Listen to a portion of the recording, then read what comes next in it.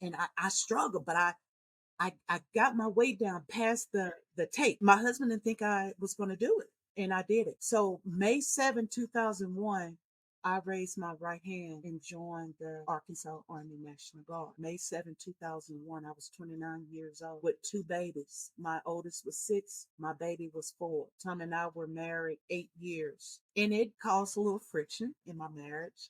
It was something totally different from my family upbringing. My dad didn't believe in women's joining the military. Here I was doing something out of the ordinary, out of the traditional way. My dad, I never forget, he told me, he said, Cindy, what are you doing? Have you lost your mind? That is your husband's job. Not your job is to be at home taking care of them children.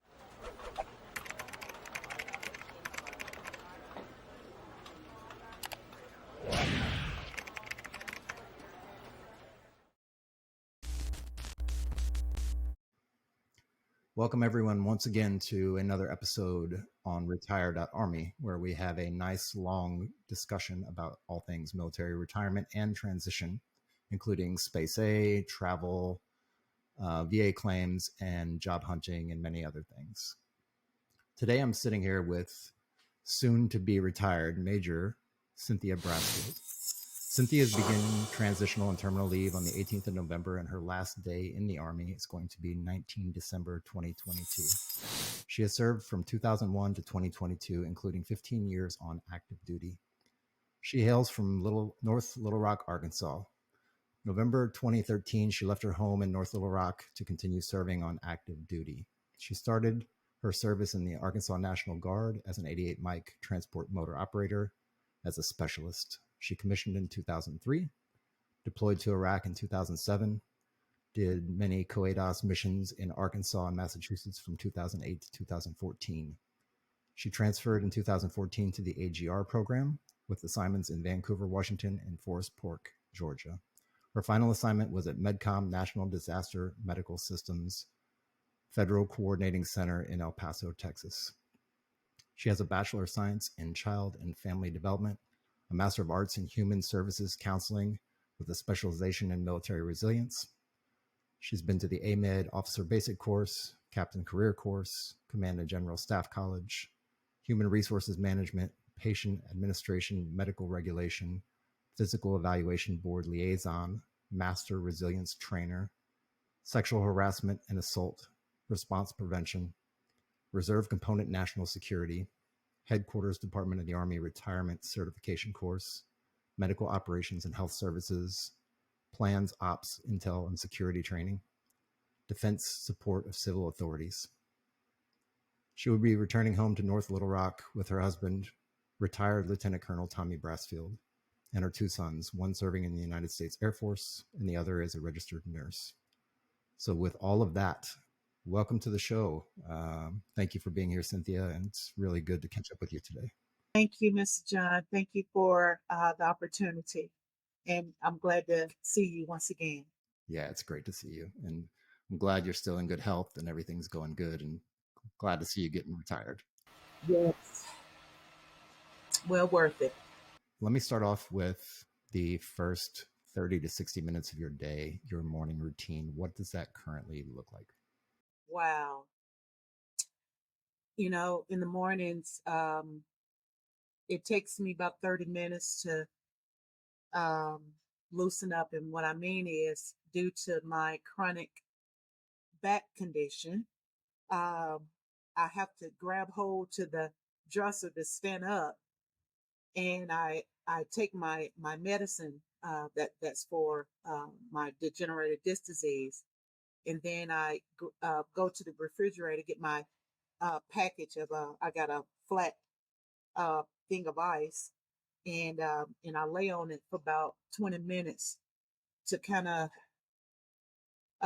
numb the pain that I'm in, because for those with back problems, um, it takes, after you wake up in the morning from sleeping all night, you're stiff and you're in severe pain, and so every morning, that's what I have to do. I lay on the ice for a few minutes, and then I stretch my back, um, I tell you, years of serving and where I've done a lot, it has put a lot um, uh, on my back. So that's what my morning looks like. Um, and when I retire, I'm going to rely on my husband because he's an early bird and he gets up around 3:30, 4 o'clock every morning. So I'm definitely going to rely on him to get me up. Um, Especially that I've been selected for a new job and it requires me to be at work early. So uh, he's going to help me out, rubbing some anti-inflammation cream on my back, help loosen it up. So thank God for him. Uh, and when I go home, because it's going to be a really big help having him to get me through the mornings. But yeah, that's pretty much what my morning looks like every morning, because of the nature of my back condition. Yeah, and that's going to be it's going to be good to reconnect with him. I mean, you've been gone from Arkansas for such a long time. Yeah, so I was on when I returned home in 2008 from my mobilization mission in Iraq. I was selected for an ADOS, co-ADOS job in Arkansas. I served as a PEBLO at the Community-Based Warrior Transition Unit in 2008. And so I was there on co-ADOS for 4 years. Took a break in 2013, worked at the VA. And in latter part of 13, I was selected for a PEBLO job in Massachusetts. And so, one thing I've learned about the military, that I'm blessed with is that I've been to places I wouldn't have never been if I hadn't served on um, those mobilizations. And so I was really, really fortunate that I was blessed to go to Massachusetts, where I was stationed at Concord, Massachusetts. And that place is so historically rich in the New England. And so, um, and that was my first time leaving home. Well, other than when I went to Iraq in 2013, I needed to go back on orders. Um, and so I left behind a 18-year-old, 16-year-old, and my husband to fulfill my um, my mission. Yeah, it's a really beautiful area up there. I lived up there for a couple of years, working over at Fort Devens. So yeah, I know the area well. Yeah, I lived in a place called Bella. Well, I pronounce it as Billerica. Some, but people, who's from there, they say no, it's Billerica.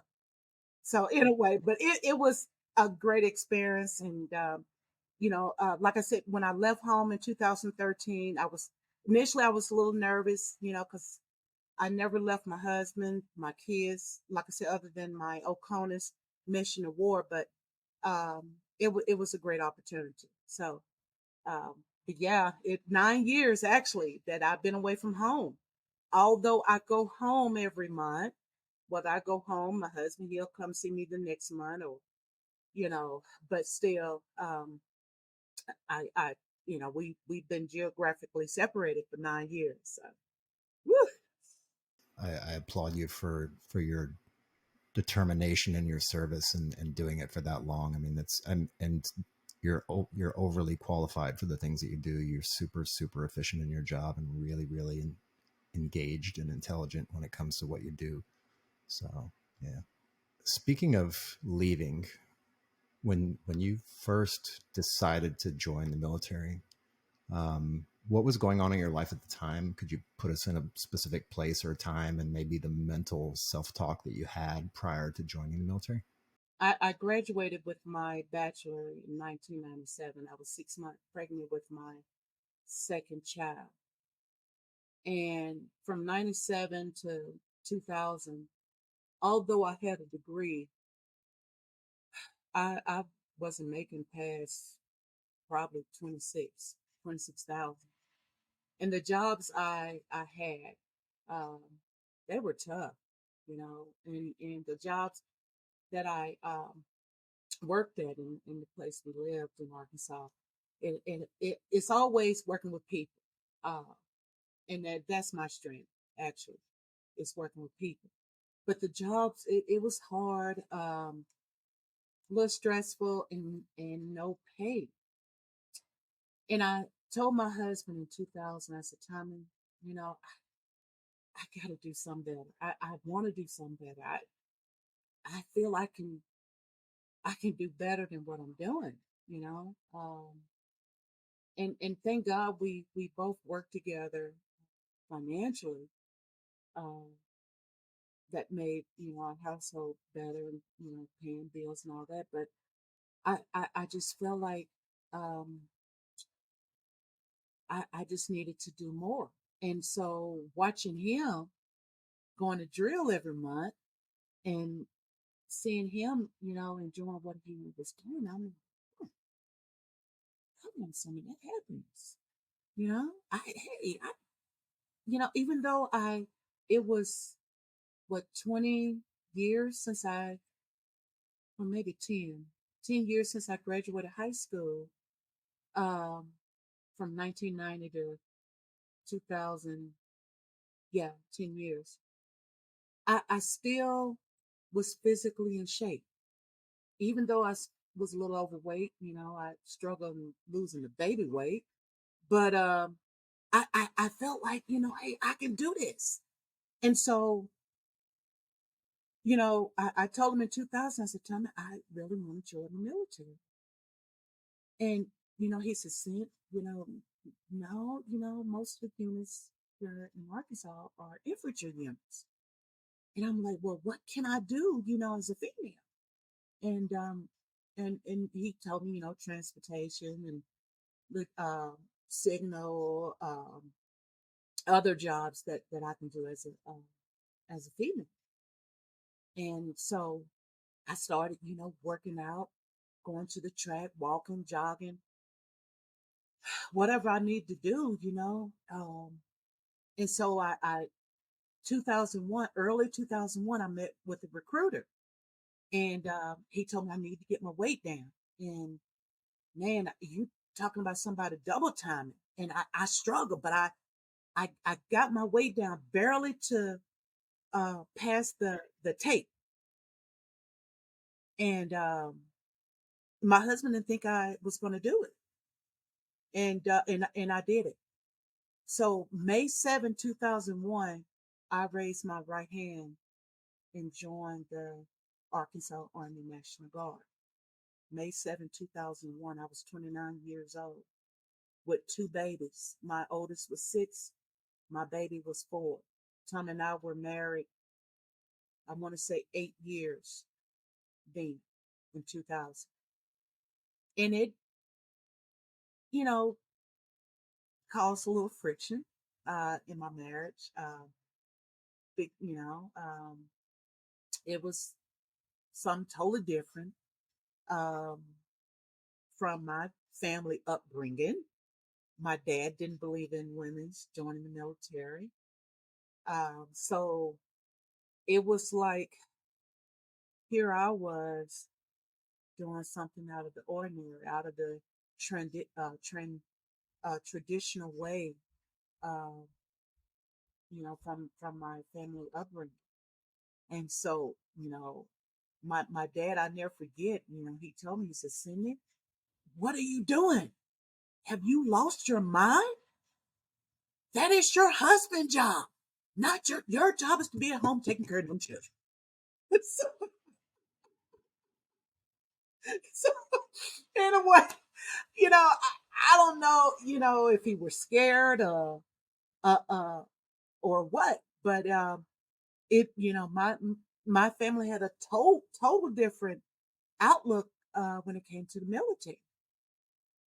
My grandfather had served. I had two uncles who served, but no female. So anyway, fast forward to June or July 2001, I actually went to Fort Jackson for my basic training. 9/11, 2001, I woke up that morning, turning 30 years old, thanking God for another year. turning 30 years old. It was like 4 or 5 of us in our 30s in basic training at that time. And the drill sergeants called us grandmamas. We were the grandmamas of our platoon. And I recall 3 or 4 other young females celebrating their 19th and 20th birthday. Here I am celebrating my 30th. Uh, so it was like 6 o'clock that morning uh, when everybody was singing happy birthday. A couple hours later, around 10 or 11 that morning, the drill sergeants came in our base screaming and calling for us to get information. Now, for those who have served and are serving, if you know what blue phase means in basic training, that means that you're about a week or 2 of graduating. So during that blue phase, the drill sergeant were no longer screaming and calling and hazing you. And we weren't in red phase, we weren't in white phase, we were in blue phase getting ready to graduate about a week or 2 later. I want to say about a week later. But anyway, that morning when they came in screaming and hollering, get information, get information. We thought we were back in red phase. We thought we were starting basic training all over again. We didn't have a clue what the hell was going on. What was going on with these drills? You know, going through basic at 30, my body had went through more than I ever imagined. And I recall sleeping with Ben Gay every day. That was my boyfriend. I called his name Ben Gay. And so when we got information, that's when they announced to us what had happened in New York that morning. My outlook of the military on that day changed. Initially, when I joined May 7, 2001, I wanted an adventure. That's what I told myself. I wanted an adventure. Well, after that announcement, I got my adventure. But it wasn't the way that I planned. Um, that day has changed our every soul, especially those who were are serving, as well as our country. And I will never forget that day because it was the most significant emotional event I'll ever experience when it comes to serving in the military. Yeah, thank you for that. That's a very, very interesting, twisty turn kind of story. I wasn't expecting that, but thank you very much. You are by far one of the most tough as nails soldiers that I know. So it doesn't surprise me one bit that you've made it through the adversity, through the family screaming and yelling at you, through everybody telling you no and you can't do it and you're a female and you shouldn't be in the military. I totally understand why you're here today in the position that you are through all of that. So thank you for sharing that with me. Let me shift over to the retirement process just a little bit, and I'm sure we'll get into a couple more questions about this. But in the maybe the last 180 days, could be the last year. Time varies from person to person, but in that last 180 days, which I feel is the most critical, um, what did that look like for you? Is there anything stood out that you were experiencing, such as stress, anxiety, happiness, joy, something that you could pinpoint that you were dealing with, whether it was good or bad, and how you worked through it? So, if I may go back a little bit more than the more than 180 days, if I can go back to last year, last summer actually. So, in the AGR program, when you're a major, everybody is shooting for lieutenant colonel. Now, compared to my peers in the AGR program, I didn't serve as long as they did. I didn't have a lot of assignments under my belt like they did. Uh, I've done a lot, but it was when I was in the Guard. Um, so, but I still, was shooting for that lieutenant colonel. I wanted to show my husband, hey, I can make that rank too, because that's what he retired as. So when I got passed over for the second time last year in July 2001, I said, well, this is it. I might as well get ready to start transitioning to my next chapter in life.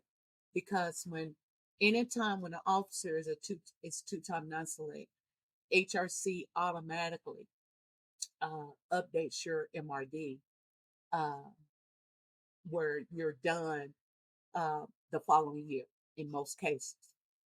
And thank God that they changed the policy where they allow officers to at least retire with 20 commission years, because I'm sure 40, 50 years ago, especially a couple years before my husband joined in the 80s, when officer, whether they were lieutenants, captain, majors, uh, when they got passed over, they were out of the Army within 90 days. Didn't matter how many years of service they had. And that's heartening to leave the military with 15 years. The only thing you needed was 5 more years, right? And so I thank God that they changed the regulation to allow people who were two-time non-select to at least retire with 20 years. So last year was when I started planning to transition. I had medical problems, one being my back. That was ultimately the number one unfitting condition that started my medical evaluation board, was my degenerative disc disease. Now, when I was in Atlanta 3 years ago, I had the back issue, but I guess because I was on the go all the time, I didn't sit down long enough to feel it. when I PCS here in El Paso, like everything just boom, I just broke down. But anyway, so I was already receiving treatment at Texas Pain Management here in El Paso, and so earlier this year in January, hey, I just went ahead and had my provider to give me a P3. That's what starts the med board, and so the last 6 months was going through the medical evaluation board, and I was ready, and I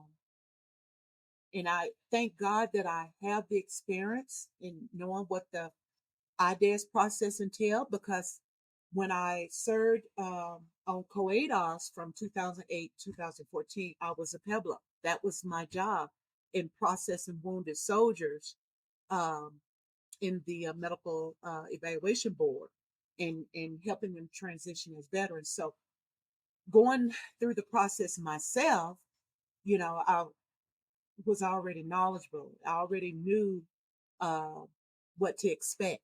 My PEBLO told me, he said, Major Brasfield, this is the easiest case I've ever had.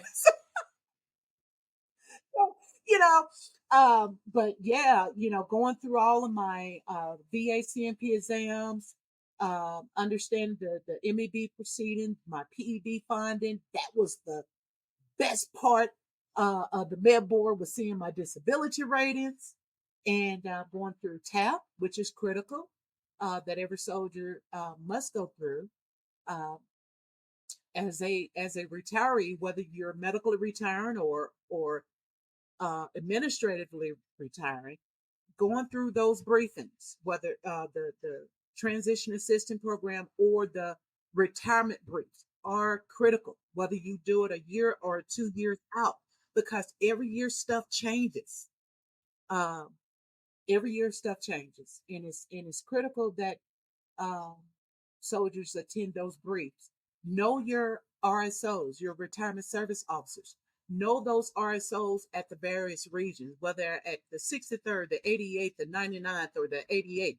know those RSOs because it's their job um, to train and educate our service member, our soldiers, and what the retirement process entails, because that's what's going to help you transition efficiently and successfully as a veteran. Yeah, and just for those in the audience who may or may not know what an RSO is, we're speaking from the Army Reserve side of the house, which is basically 4 regional commands, one in the northeast, one in the southeast, one in the southwest, and one in the northwest. I believe that's how it breaks down. But yeah, actually, I want to pull on the thread a little bit and ask you about the MEB process, since you are very knowledgeable about it. Can you just point out like a handful of key things that people may need to know or should understand when they're going through that process? So whether you're, I'm gonna stick with the reserve population. I'm gonna stick with the reserve population. Most of us are seeking our treatment out in civilian. Whether you're TPU, AGR, IMAs, or on orders as a reservist, whether that's MOB or COEDOS. When you are seeking care out in civilian, the number one thing you need to do is request copies of those documentations. Number one. For any injuries or illness that does not meet retention standards, you know that you're not able to do certain events on your ACFT. You're going to change from APFT now to ACFT, Army Combat Fitness Test. Yeah. And you know you cannot lift that 220 power deadlift. That was the number one thing I couldn't do. Even though I'm still strong, but to bend down, and I couldn't do it with my back condition. You can't run, you got bad knees. I've been running for 30 years. I'm bone on bone. Well, I just wore the cartilage numbers. Bone on bone. Can't run. So you're going to see your PCN. Now, for reservists, they submit packets through the Higher Command, MedCom, RMIC. There's various programs that process those profile packet. The profile, what starts the medical evaluation board. And you must have a 3. That starts the med board, not a 2, a 3. When a soldier is granted a 3 on unfitting condition that disqualify them of being retained, I'll continue to serve. That's when the med board is initiated. You are assigned a PEBLO from an MTF, civilian GS physical evaluation board liaison officer. That's what PEBLO stands for. Where that person aid you from day one to your final disposition. Okay. The first, when they integrated DOD and VA, I was on orders when they merged DOD and VA in 2008 and stood up the Integrated Disability Evaluation System, IDES. When your medical board is initiated, not only are you going to be assigned a PEBLO, but you're also going to be assigned a VA and MSC medical service board, where that person will send you forms that list all your unfitting condition as well as other conditions that are service connected. Okay. Like my plantar fasciitis. Okay. Woo, I got flat feet. And uh but it my plantar fasciitis doesn't disqualify me. I'm still serving, but it is a service connected condition that I claim with the VA. That's what I mean by service connected. So you're going to attend various VA CMP exams, compensation pension exams. After completing those CMP exams, then Your PEBLO will receive all of those reports of those exams, uh, uh, then notify an MEB provider. Well, that MEB provider will generate your narrative summary, NARSUM. That NARSUM is like the heart. It tells the history of everything that you regarding your injuries or illness you encountered while serving. When it happened, how it happened, where it happened. That's the details of your NARSUM. So it's critical that that veteran have all his or her documentation uh, when they encountered, their illnesses or injuries or what have you, because that's what that provider is going to annotate on your narrative summary. Once that's done, then the PEBLO would then take that narrative summary, break it up, and generate your MEB findings. Now, your MEB findings. Now, let me slow it down. So the med board is the initial is your MEB phase, PEB phase, transition phase. Okay. So what I'm talking about now is in the MEB phase. Meeting your PEBLO, initiating your packet, meeting your VA MSCs, going through all your VA CMP exams, generating your NARSUM with the MEB provider. Okay. Once all of that's done, then you're going to get your MEB findings. It's going to list all of your unfitting as well as condition that meets retention standards on this MEB finding that's called DA Form 3947. Soldier is going to receive that MEB finding and verify all of the condition he or she encountered, those that are unfitting and those that meet retention standards. If they agree with the MEB finding listing all of those conditions, they're going to sign concurrent, send it back to the PEBLO. If they disagree, they're going to request an appeal, maybe request an IMR, independent medical reviewer, which is a third party doctor to, go over some condition that soldier didn't agree with the MEB docs. Or they might want a condition that was listed as medically acceptable. They might, want that condition to be unfitting. Hey, I've been seen and treated. This condition is getting worse. So I request for that condition to be unfitting. Well, 9 out of 10, you will have to get a 3 in your profile for that condition you want to be considered unfitting. So that's the MEB phase that lists all of your conditions that are unfitting and those that meet retention standards. That's the MEB phase. Can I just interrupt for just a quick second and ask a quick side question? You said that you have to have a P3 for each individual ailment that you have that should be recommended to the board, or is that incorrect? Yes, like so your pulleys, the P stands for physical, which is your overall health. Okay.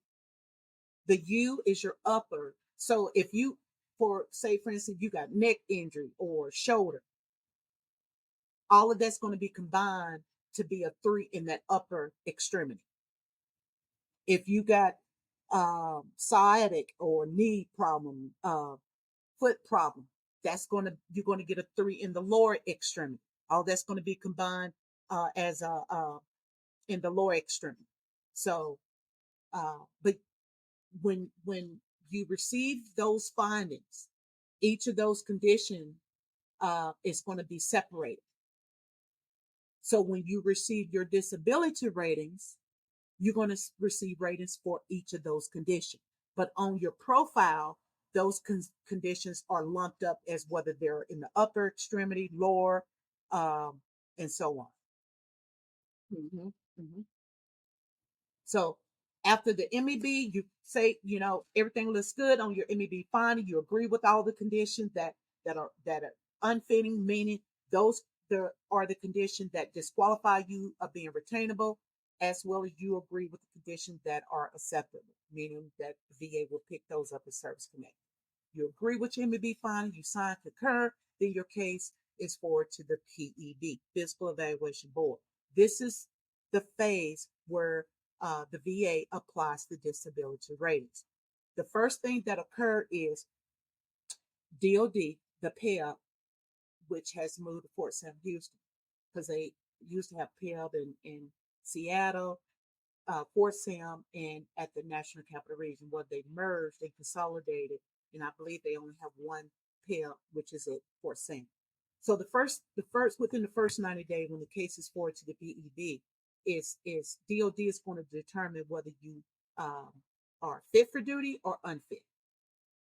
Okay, if you're unfit, then your case is forwarded to the VA for disability rating. If you're fit for duty, your case stopped. They, process you, probably give you a DD 214 or what have you, go back, return back to duty. When I was a PEBLO, I had managed many cases that soldiers were found fit for duty. 90% of those cases were unfit. So this phase, it can take up to about 6 months, because the VA in Seattle is they call it DRAS, Disability Rating Schedule Activity Center. That's where all the cases go for disability rating, and they manage cases for soldiers in Compo 1, regular Army, reservists, as well as National Guard. So there's no doubt that they are backlogged. But, for some reason, maybe with staffing and certain people manage certain population or what have you, they have improved here in the last couple of years in the timeliness of providing the disability rate, especially for AGRs. I started my med board in March. I was done in August.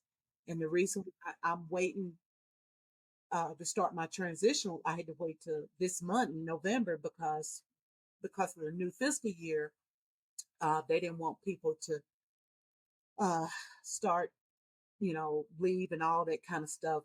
Just kind of waiting until we got a new fiscal year and money is allocated and all that good stuff. So, but yeah, my med board altogether was 5 months. So when it comes to AGR, your med board you're done within 6 to 9 months. TPU, just a little bit longer, not that much, but just a little bit longer. So you get your disability ratings. Okay, you're going to see ratings for your unfitting condition as well as those that are acceptable. You're going to see 2 ratings, one from DOD, one from the VA. Now, the percentage from DOD is calculated by your AFS time, federal service time of your base pay, your rank times the percent. That's what gives you your monthly retired compensation.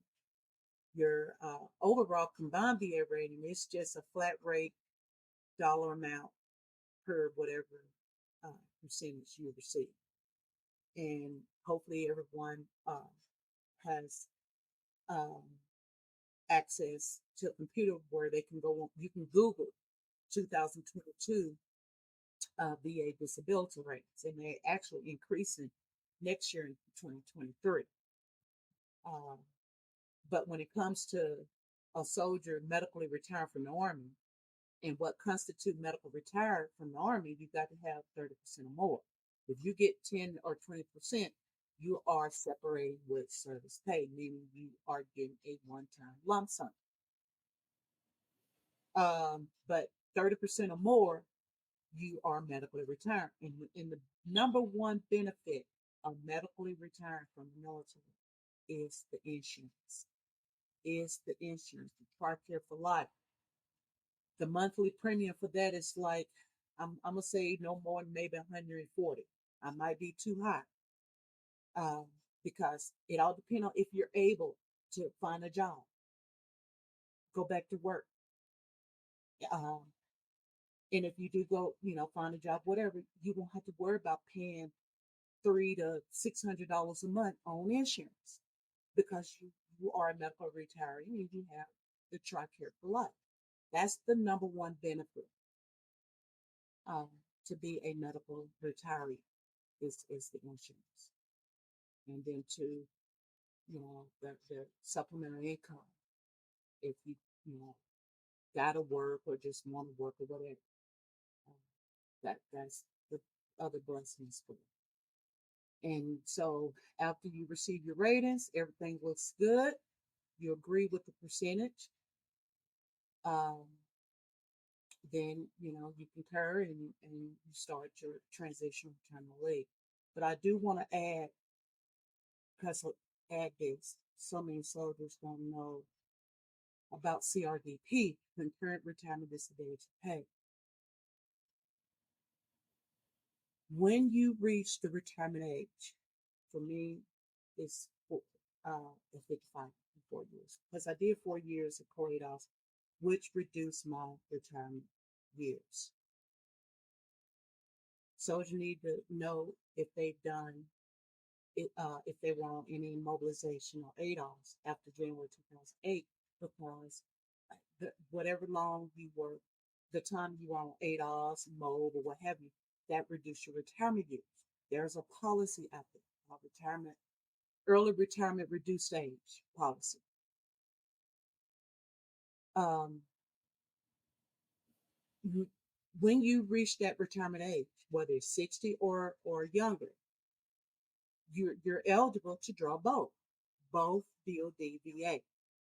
So for me, when I start drawing my compensation, probably late February, early February, um, I only draw the highest, which in my case is DOD. When I turn 55, then I draw both DOD and VA. It falls under concurrent retirement disability, CRDP. So that's why it's so critical for soldiers to go through those briefings. Go through those briefings. Let me say this. Download those retirement packets.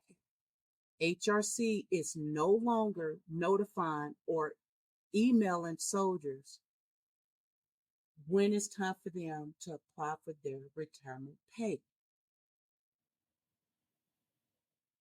They're no longer doing it.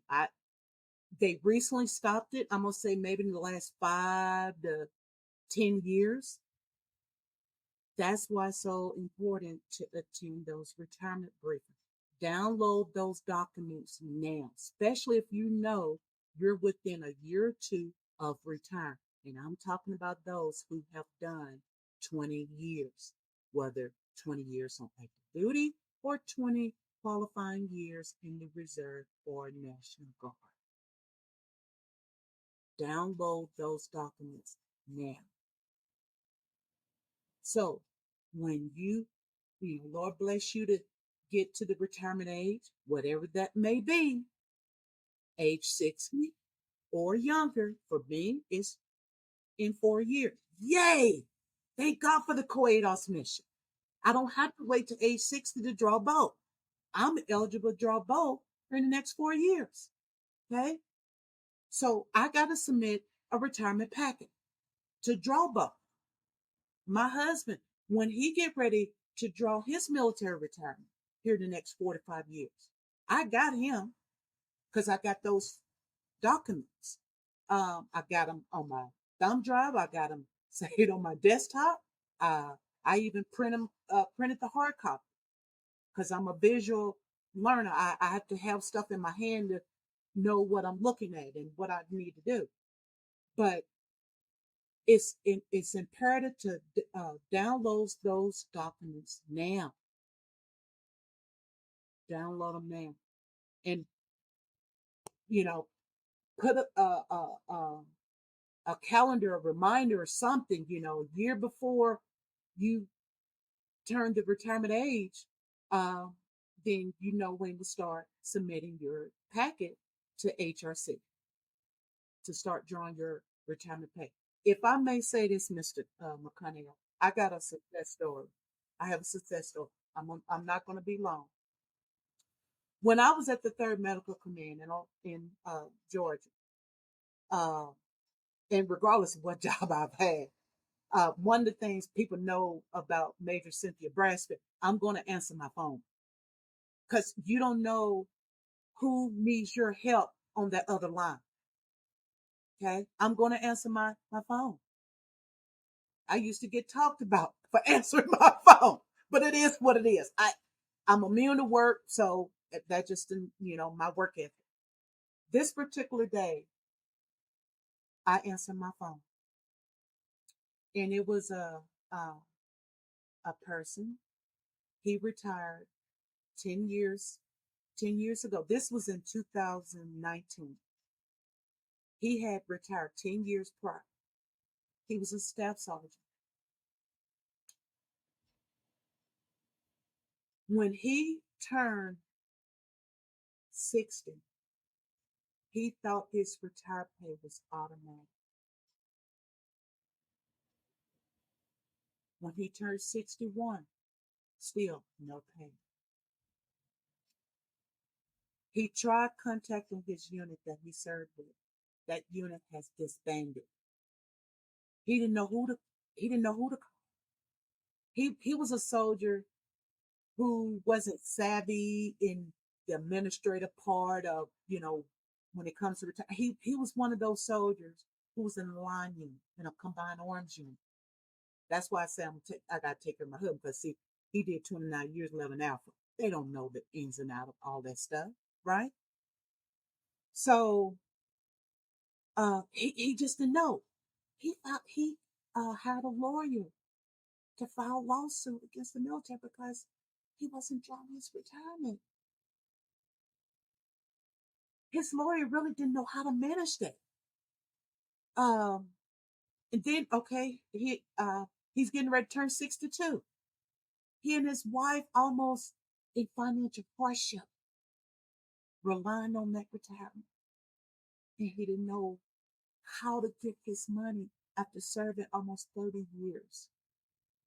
Okay. Somehow, I don't know how they got our number at the third. All I can tell you, I answered my phone. And to make a long story short, after 2 weeks of working with this gentleman, he started receiving his retirement. Um,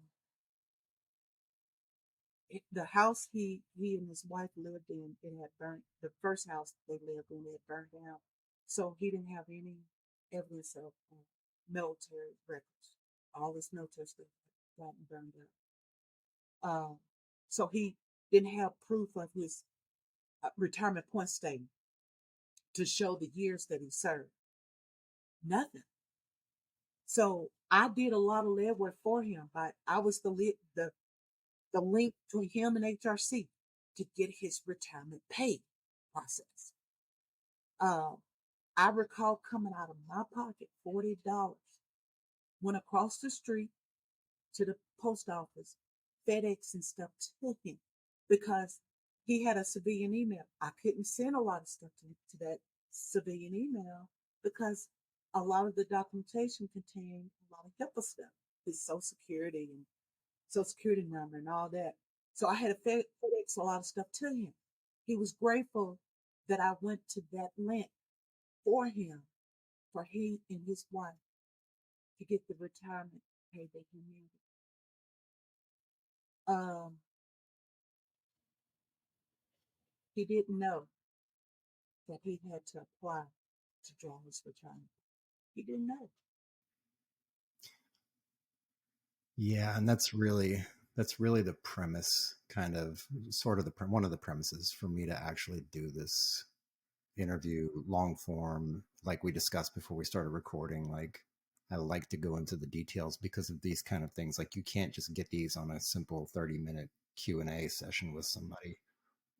And the fact that I'm blessed to have you on the show because you're super knowledgeable about this stuff and you remember all the details, and that's what makes the knowledge that you have very, very important. And I think it's important for people because there's things in there that you talked about. Of course, I didn't do a military medical retirement board, but there's things in there that you talked about that I've never heard of, never would have even known about. So yeah, I appreciate you sharing all of that with me. And we might just get into some more of the details of that stuff as we go along through this interview. But yeah, I think that's super important. I think it's something to stick a pin in and highlight because, and that's why I asked you, because I know you know all of that stuff deeply. I got on my calendar. So my last day in the Army is December 19th. I actually got on my calendar on December 20th. Guess what Cynthia Brasfield going to be? At the nearest DRS getting my blue ID card. Yeah. And then going back home and logging in on the website and enrolling in Tricare for life. Whatever Tricare insurance I'm entitled as a retiree, that's what I will be doing on December 20th. So, uh, yeah, because, you know, uh, I, I need that for me and my husband. You know, I need that personally for me because even though I qualify to receive care at the VA in Little Rock, and we have another VA in North Little Rock. Even though I'm eligible to receive care for my service connected condition, when it comes to my back, I think I prefer, to see someone in civilian, like a neurosurgeon or spine doctor, what have you. I don't know if they have those type of specialties in the VA, but when seeking care out in civilian, having that TRICARE really helps. So, but yeah, that's another thing that's critical when as a retiree, you know, uh, your effective date as a retiree, you need to be at the local DRS getting your blue ID card, whether your medical blue ID card, your brown retirement card, whatever that card is, because that identifies you as a retiree and for a lot of other benefits and entitlements. Yeah, we actually got to upgrade to the card, so we don't have the blue one anymore. We actually have one that looks like a CAC almost. Almost. We're getting there. It's getting better. Yeah, I'm glad you brought all that up, and so that leads me to my next question.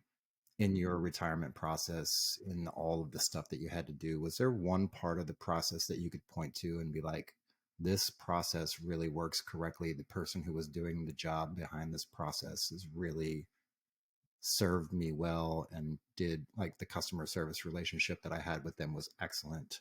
Was there anything in the process when you were going through the retirement process that you could pinpoint to and be like, that really worked? That makes sense. Going through the transitional assistant program, going through those the TAP break, um, really helped. And in one class that stood out that I needed help with was the resume writing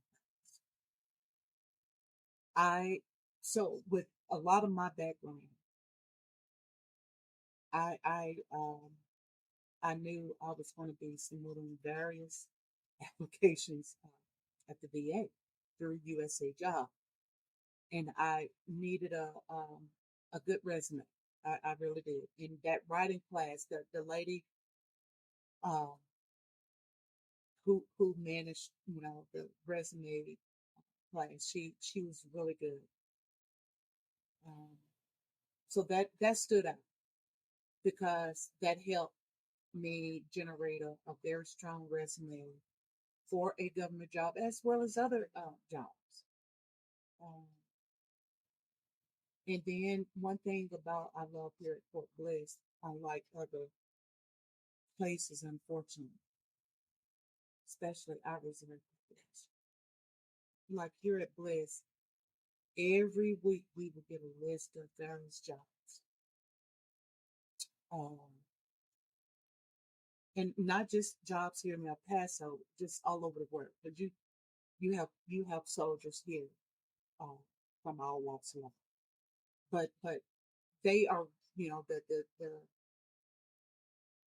the group here at Fort Bliss, especially those who are transitioned, they will send links, emails, regarding various jobs. I liked it. I needed that.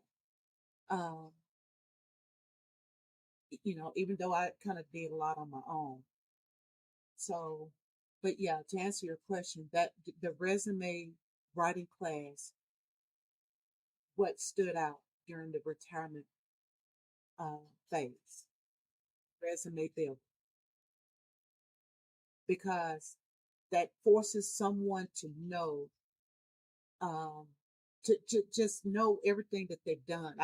That's something we hadn't really visit, over the years of working and uh, being engaged in our jobs of what, but and then when that time comes to transition, we're panicking because, you know, we haven't prepared ourselves, to transition. Um, and so to be honest, for me, I started preparing she really 5 years ago, when I was looking at the trend of the promotion boards. Man, I started paying off bills then.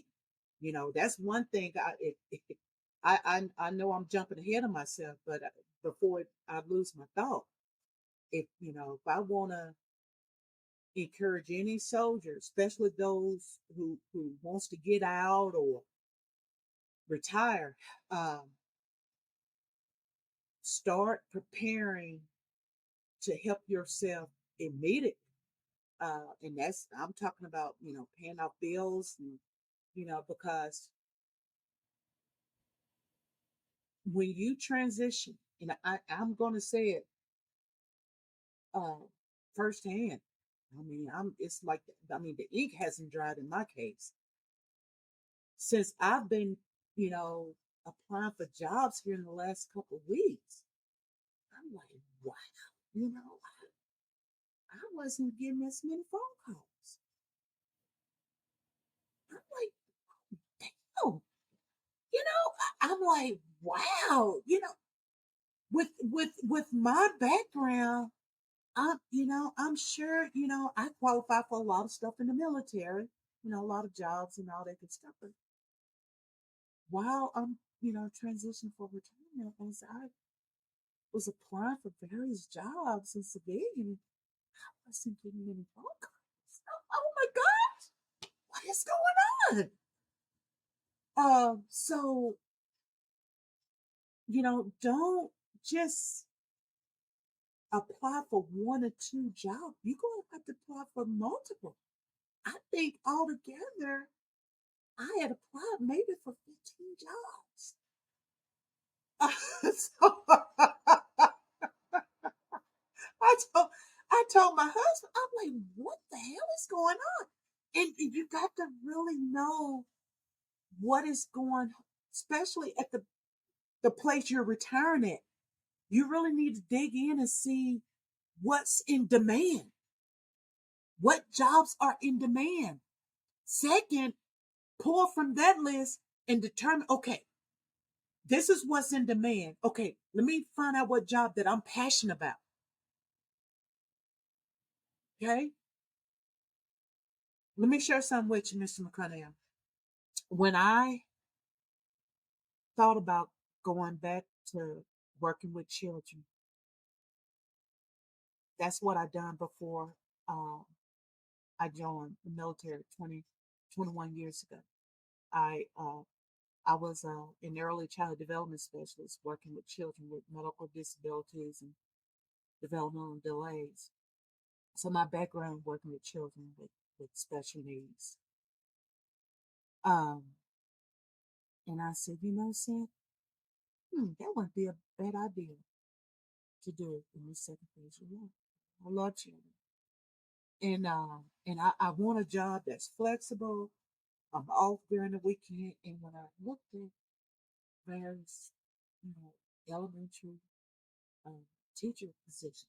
I mean, they had a lot. They are, and they're short of teachers everywhere. So I started looking in this program called Troops to Teacher. Unfortunately, I think they've done away with that. I don't know if they were getting good results or people were taking advantage of that. Maybe they didn't get a good outcome in it. I don't know, but it's no longer active. So um, I just applied, uh, on my own, and I kid you not, a couple days later, I got a phone call. So that's what I mean by looking at jobs that are in demand while transitioning um, and applying for jobs for post retirement.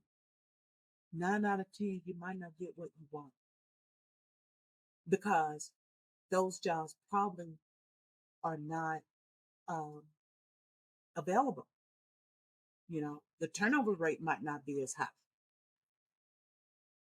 So, but I did tell myself I was not going to be like I was 20 some years ago. I'm not getting a job that I got to have. No, it's going to be something I want, something that, because I love to laugh. I love to laugh.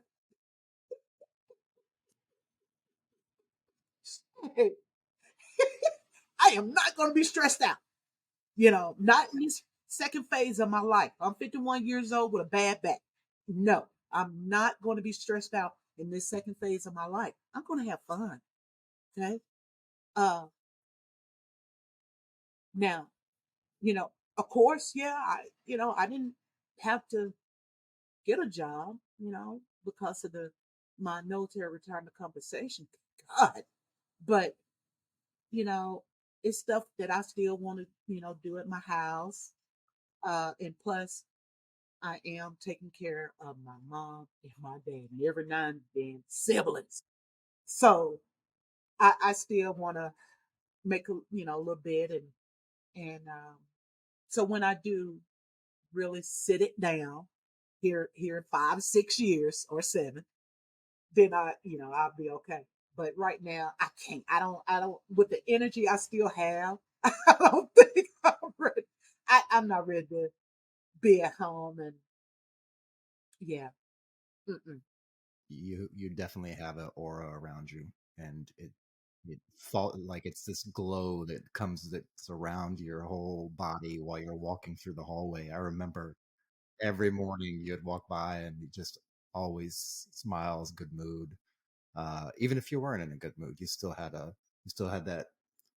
that outside appearance that you really were trying to be happy and trying to make those around you happy, and that's one thing that I really remember from our time working together. That's something that'll always stick with me. So I wanted to ask about, you said you started out about 5 years from your actual retirement, which makes total sense. I started probably about the same.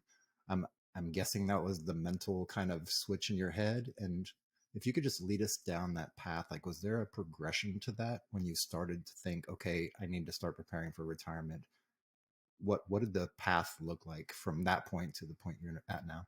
Mr. McConnell, I thought I was going to be um, on the HR program. I, I, I just, what? I just thought I was going to be on the HR program forever and a day. Okay. I thought I was going to make lieutenant colonel because, once you make that rank, you don't have to worry about getting passed over all that foolishness. Uh, in 2017, definitely 2018, when I saw the promotion trend, uh, the percentage of majors making lieutenant colonel, it was horrible. Okay. I already knew for me, immediate, I'm like, oh my God, I'm not going to make it because um, com- compared to my peers, I haven't served as long as them. I haven't done a lot as them. Okay. The first time I got passed over in 2019, see, okay. promoted to the 6 years, 20, 20, 2020, my first pass up. I said, this is it. But backing up to from since 2018, I've been planning. I've been planning. I was paying off bills at my house. Uh, I started uh, fixing up my home. My we could have gotten another retirement home or whatever. I love my pink bricks. I really do. And my husband, he didn't want to leave. So I said, well, Tommy, hey, this house is old and I'm gonna fix it up. And plus, I want a king size bed. I've never had a king size bed. And with my bad back, this queen size bed is not finna cut it no more. so, um, applied for a loan, and anyway, I knew I needed to get my house fixed up. So, man, it was a lot of stuff that number one, paying off miscellaneous debts, reducing my monthly expense was key. Okay, because I didn't know what the future held. I didn't know what. I knew eventually I was going to go through the med board because my knees were already. I was getting injections every month on my knees, and back was messed up and other issues. But I didn't know really what my medical retirement was going to be like. I knew, in Arkansas and Little Rock, how jobs, what that picture looks like, for the economy. So, you know, when I started reducing my monthly expense. Now, one thing I can tell you between me and my husband, I handled the financial expense, and with we were not going to be in the shape that we were 20 some years ago. And I recall years ago when, especially when the boys were at the house, Miss McConnell, I recall having 3 pages of bills. Three just was, we and the reason why I'm speaking out, because Miss McConnell, believe it or not, this is the issue we are having in our ranks, is financial issues with our soldiers.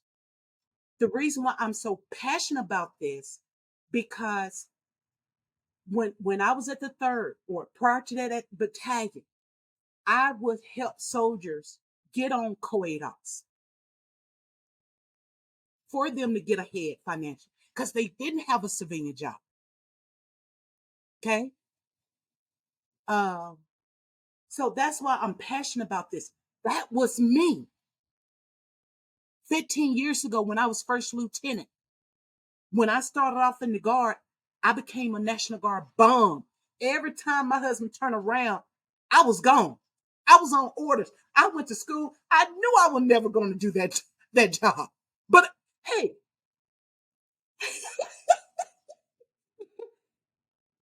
um,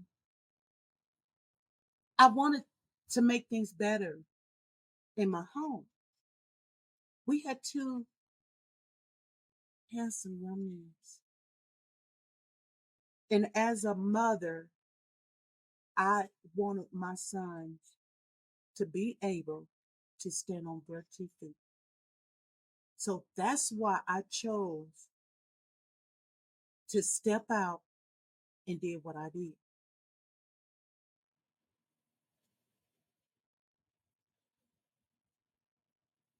Um,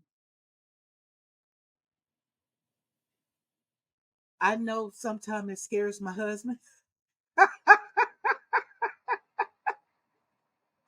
in some of the choices I make, but it has always been in a way to better us.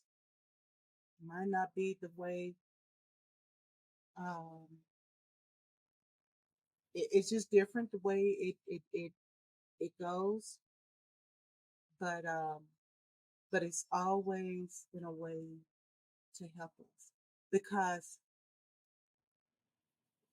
um,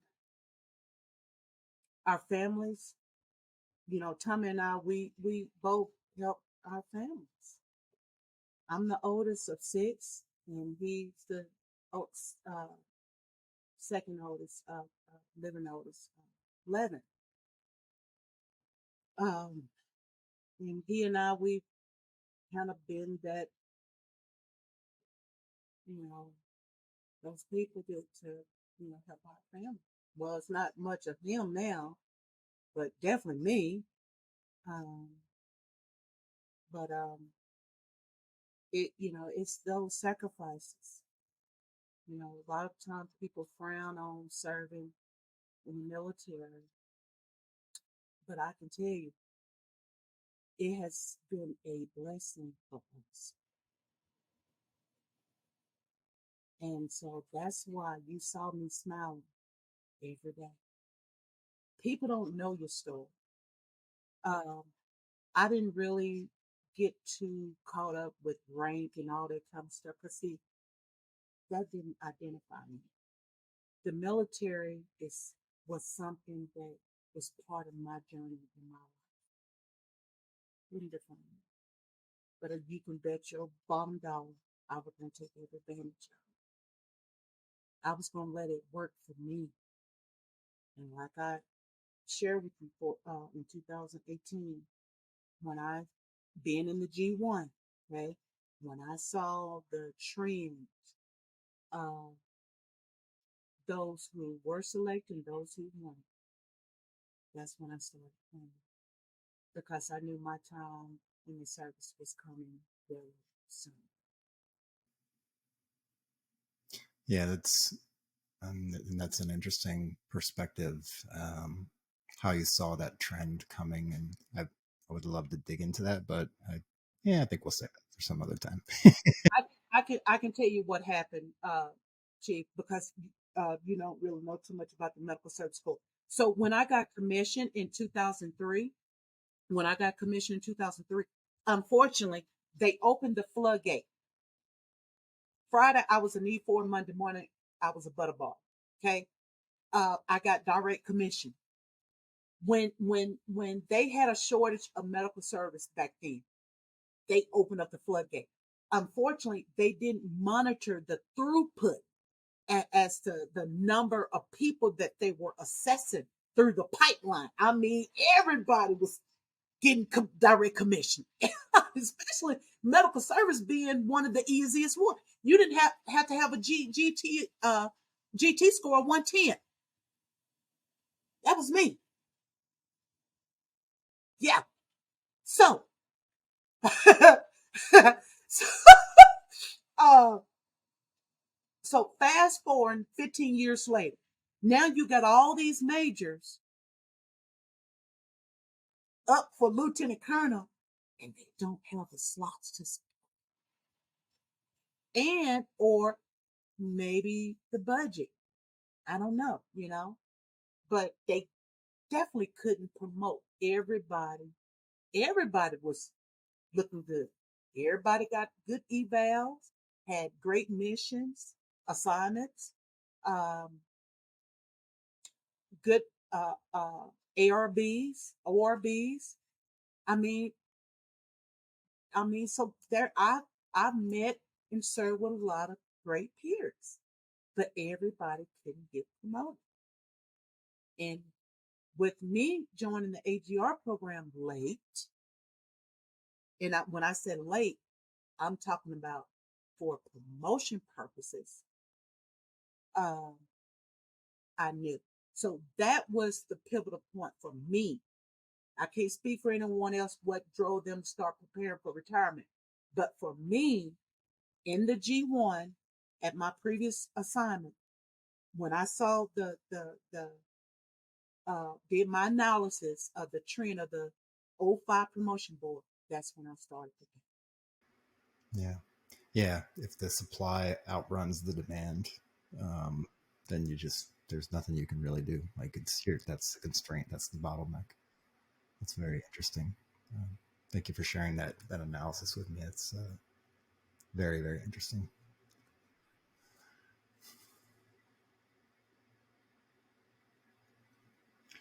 What is one thing that you're going to miss about being on active duty? I met folks from all walks of life, um, from all walks of life. Yeah, it's that family unity. Even though we all got different personalities and my, uh, it's the bond that I made with people, and I'm still connected uh, with folks on Facebook, of course. Folks I've served with, even the soldiers when I was a PEBLO, those wounded soldiers. I still, you know, say hi to them every now and then. Those that I met in Massachusetts, I have friends with them. Vancouver, Washington, Atlanta, here in El Paso. So um, that the connection and the bond, that's what I'm gonna miss. And two, mentoring our younger generation. I did a lot of that very, very heavy when I was at the third. And um,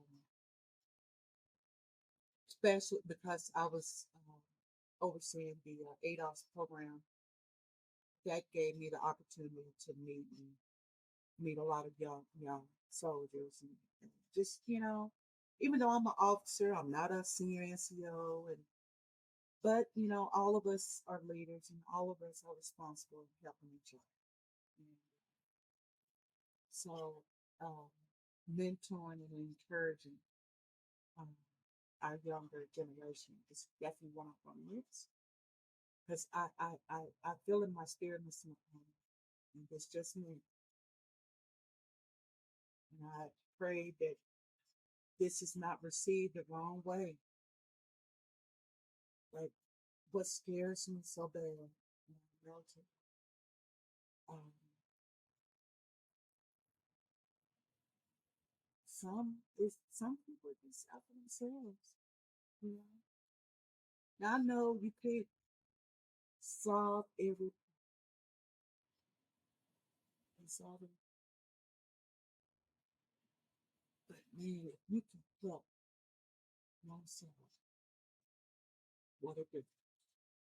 If everybody can help oneself, what a difference.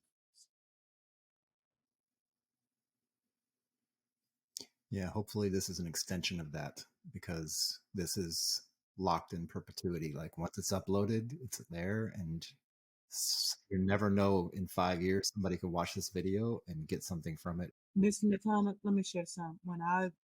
Since I've been going through all the briefs, now I'm actually going through the final out processing briefs. Just last week, I was in the finance brief, and it seemed like over 30 some of us was in that finance brief. Meaning, only I counted maybe 6 of us returned. Though 6 of us we've done 20 years. All the other 20 of those soldiers, they were being trapped in discharge, ETS, and they said that they have hundreds of soldiers coming through process. And I'm wondering what is really going on. And it's just not here, it was everything.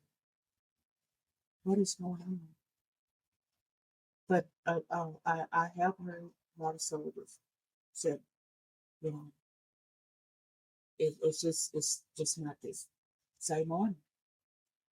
People mistreat you, don't take care of you.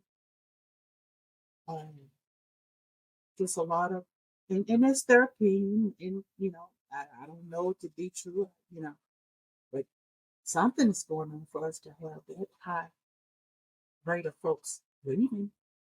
I'm not talking about people my age, at 51 or 40. I'm talking about 20 and 30 some year olds. And a lot of them had to come in with escort, mental issues. Now, I can't say when I served, the number one thing that I've noticed in the AGL program is a lot of personality issues. And I thank God that I'm at the age that I am, number one, married. Marriage should teach you the something that nobody can ever, a book.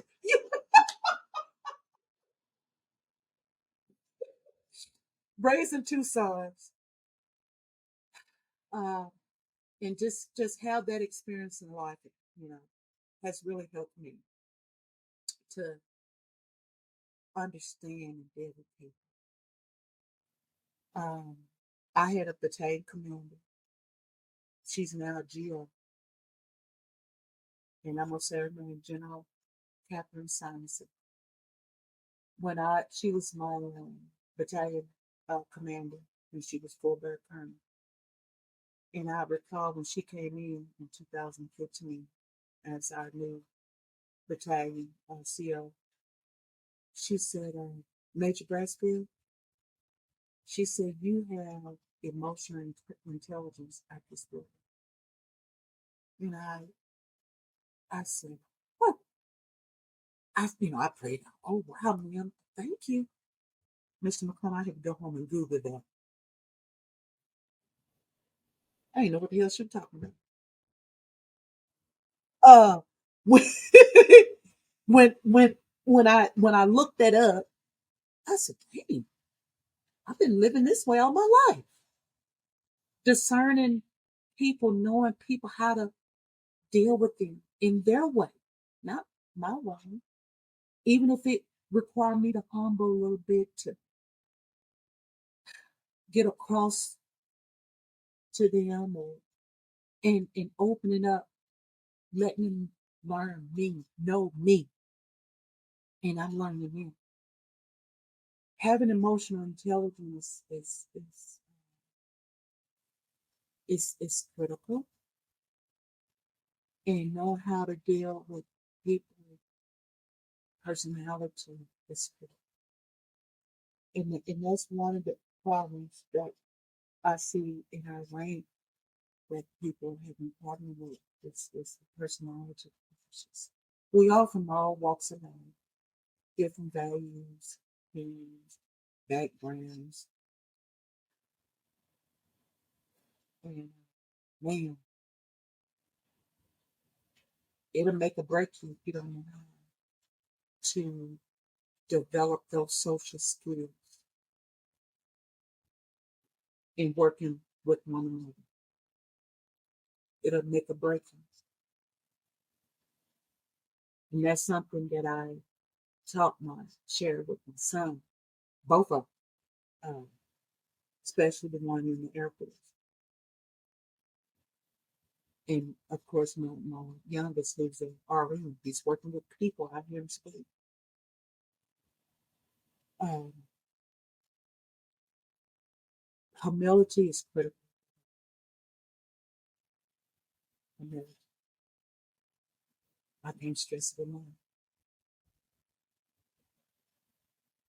And but in a way, we have a lot of social issues, and that is causing a lot of our young people leaving.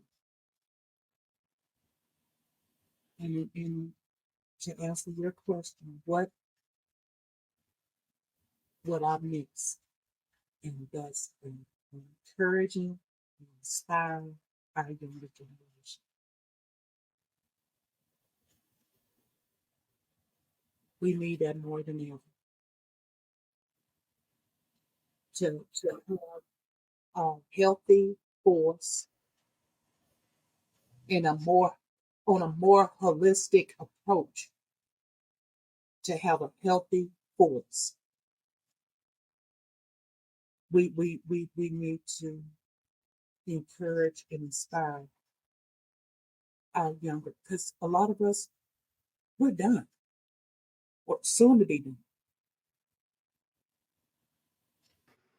Yeah, it's it's a strange world we live in. It's not just in the military; it bleeds out into regular society and civilization. I mean, it's just it's something that should definitely be highlighted a lot more: is humility, compassion, patience, forgiveness, understanding. Those things are critical to build a society that's civilized and not warring and not right and left wing, and to bring people together. Yeah, it's a really important.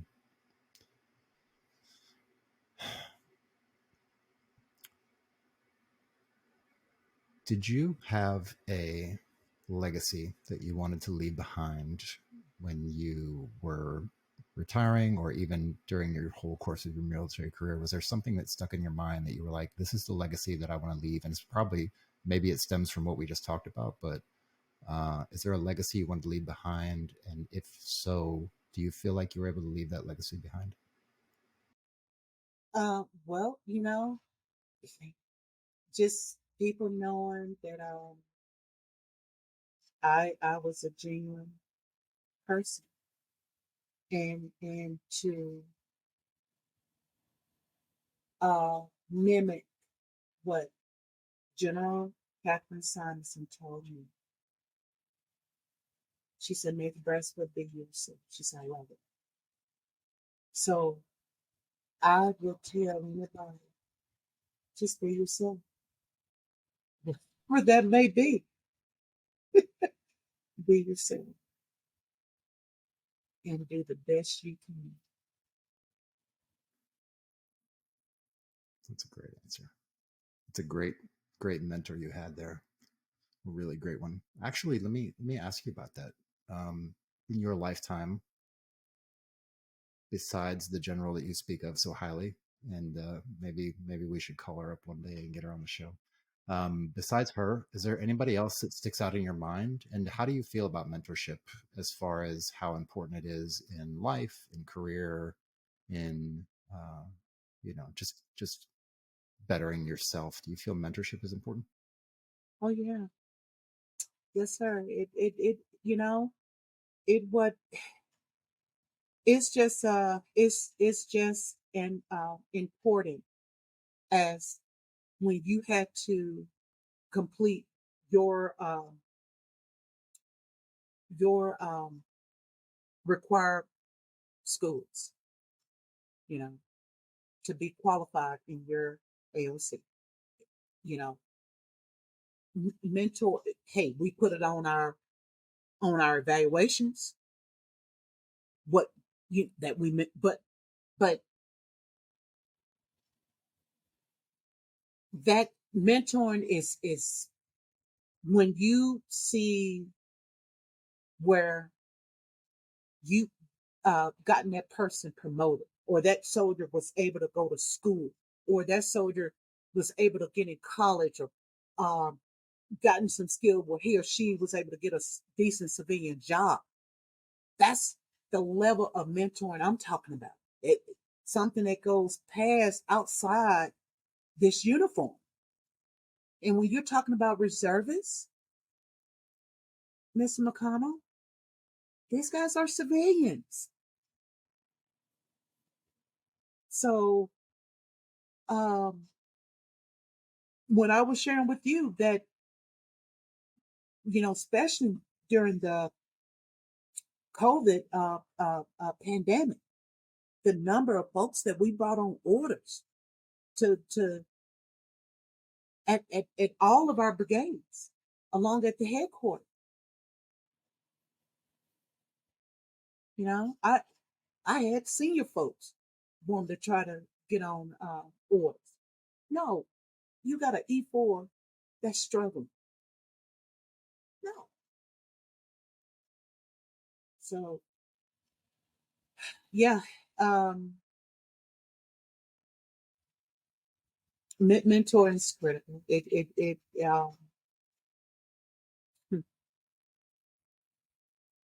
Hmm, it can save someone's life as well. Indeed.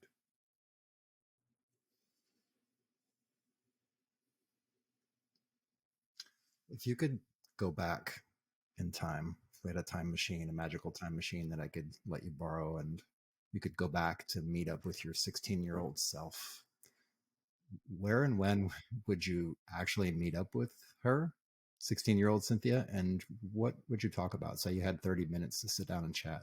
What would that conversation look like, aside from saying go buy Apple stock and go buy, you know? You know what? Regarding what I want to do in my with my in my life as 16-year-old, because at 16, my dad um uh, had me playing basketball. He didn't want me, with me being the oldest. He didn't want me pregnant, even though we were poor, but he kept me busy. Um, and he kept me in sports. Um, so um, if I had to go back, it would have been when I um, started in college. Um, and I would have if I had good mentors, Mr. McClellan, I think I would have reached almost 30 some years in the military. I would have joined, went on academy right out of high school. Uh, I would have I would have changed. I would have, just had better guidance and direction at what I wanted to do as a baby. But I can tell you, if I had to go back, it would have been right after I got out of high school. Instead of getting married and having kids, I think I would have been on activity. But I don't regret things that happened. It has everything I've gone through has shaped the person I am today. The good and the bad. I wouldn't have changed nothing.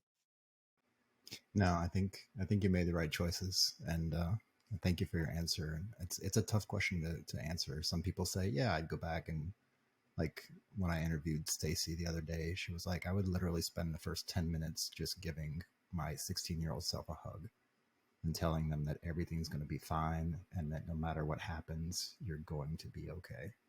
So um, answers vary.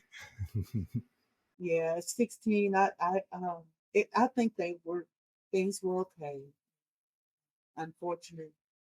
Um, at 16, actually, that's when my mom and dad got divorced, and I remember getting my first city job. Uh, uh, where I needed to help mom and been helping her ever since. But even though we struggled, we were still happy, you know, um, because I had aunts and uncles. Um, we all I can tell you, we didn't go hungry. We didn't go hungry. But I was with mom and helping her ever since I was 16, actually. But we were happy. Yeah, and it's amazing uh how you can make the worst the best. You know, people now, if they experience what we experienced, they would be traumatized. I'm serious. But we had fun with it. We have no choice. Yeah, yeah. So, but yeah, I think the age for me would be 18. If yeah, yeah. Interesting. Well, let me shift one more quick one, and I know we've got a few minutes. I want to be very respectful of your time. You're giving me the opportunity to take this time, and I really, really want to respect your time. So, but if we go whatever, it's whatever. Um, is there one to three? Let me ask it this way: is there one particular book that you've recommended to people over and over and over because it had such an influence or an impact on your life? You know, Mr. McClellan, I'm gonna be honest with you. The books that I picked up, whether I had to pick them up to study for a test,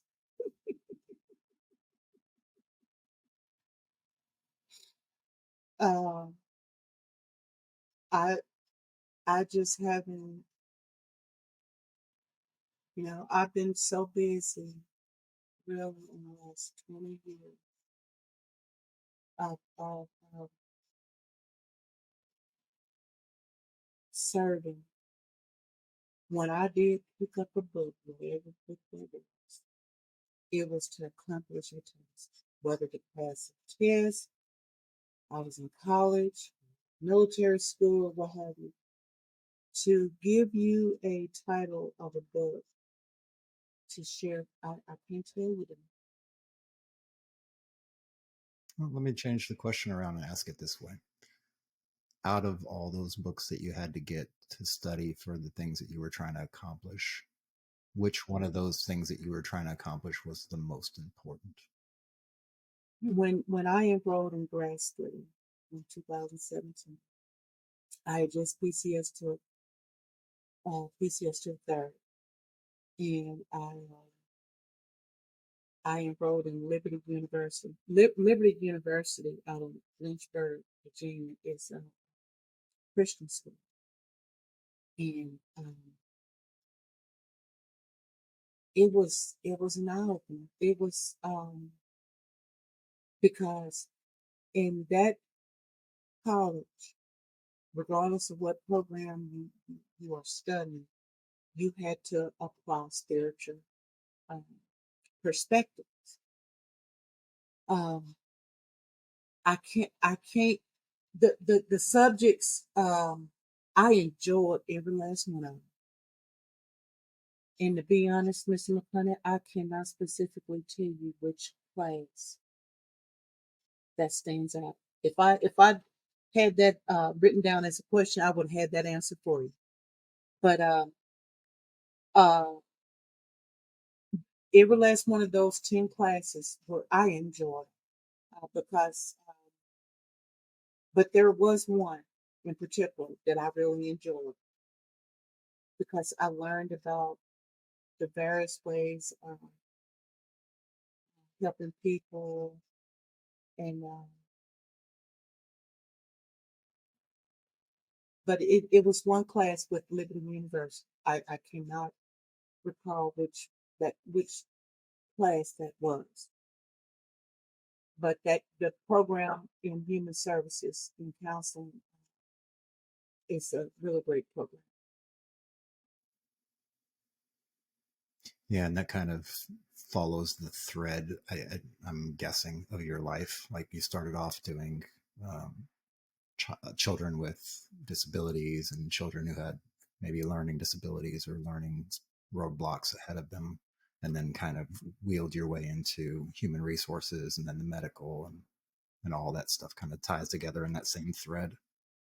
You know, everything I've done from both in civilian and military has always been in the line of working with people.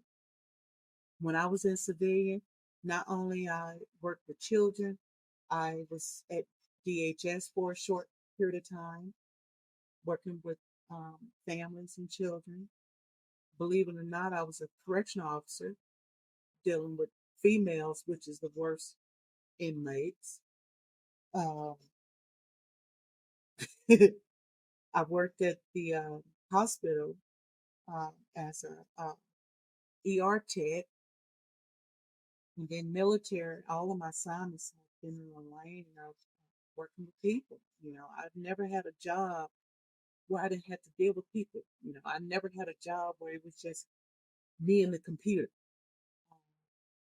It has always been in the lane of working with people in some capacity. If you have experienced, I mean, we all experience failure to some level, some degree, whether we want to lie to ourselves about it or not. What was one of the biggest failure moments? Could be emotional, could be physical, could be somebody passed away, could be some personal tragedy, the job market crashed. Um, what stumbling point in your life is one of the biggest ones that you can point to? And could you give us a time and place where you were at when that happened? And what were your methods and ways to get back to level ground after that? Well, in 2017, um,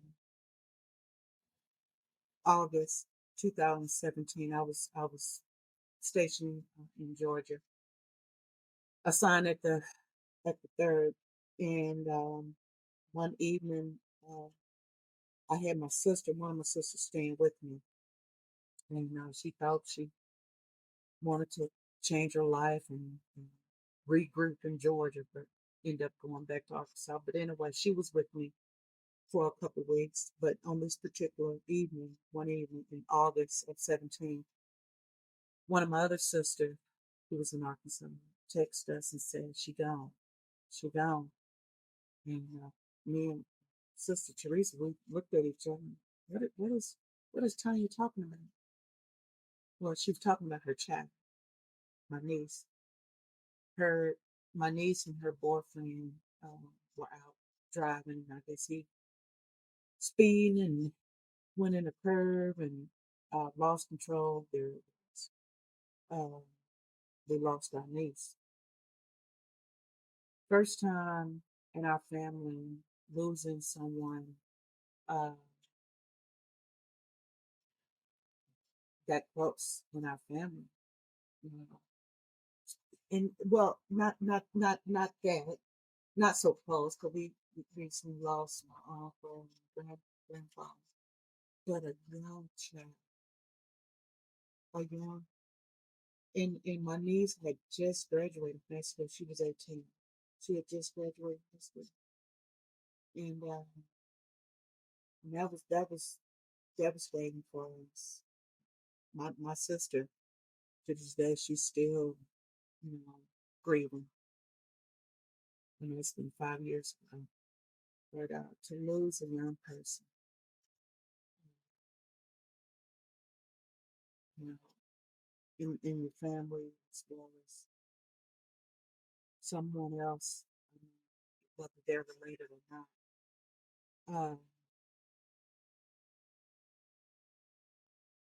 Another, but let me, before I go on to something else, I do want to thank the third medical community one team of stepping up and uh, giving flowers and providing their support during my loss at that time. And I had just PCS to the um, organization, and they embraced me like I've you know been in the unit for a minute. So I was really grateful for their support. Another incident that broke me down, that was last year, when I found out a soldier at the third E5 took her life. She was one of the ones that I helped on ADOS. She was the one I knew who was struggling. I knew that because a lot of time soldiers would disclose stuff to you. So I made sure before our PCS that, she had set of orders and she was good for the next year. But I talked to her and I told her, I said, "Hey, you need to take advantage of this. Get yourself together because this won't last long. The pandemic, we pray and hope all this stuff ceases. And so, you know, uh, being on orders, for this type of missions, it's not going to last forever. So take advantage and get yourself together. Uh, Last year in July, I got a phone call from a soldier who served in the G1 and told me, what had happened. And that, man, that just, I mean, it was like a knife just stuck through me because I mean, when I go above and beyond for folks, that hurts me when things get derailed. And that hurted, you know, to know that had happened, despite of my effort and helping. So, that's why I share with you mentoring and having some degree of passion. Again, we can't solve every issue. We can't solve every issue we got, you know.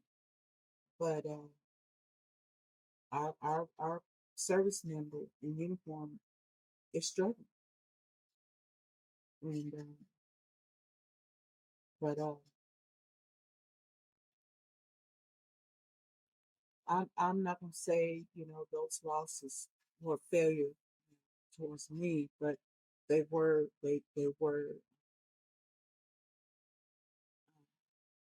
hurtful, traumatic things that and I've encountered others. Um, but I think when it comes to, I don't know, our young people, and I'm just, maybe because I'm so latched on my sons, and I tend to, the way I nourish them, kind of like everybody else. But again, I know that it's not even my little niece, I try to instill in her mind what she needed to do. But,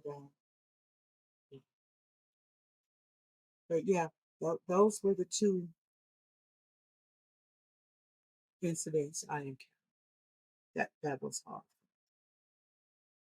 Is there anything that you did or you've done or you're continuing to do to try to get solace in those? Well, being a spiritual person, honestly, honey, what God has done is done. Being in this life, when we encounter stuff, especially if it's beyond our control, all we can do is accept.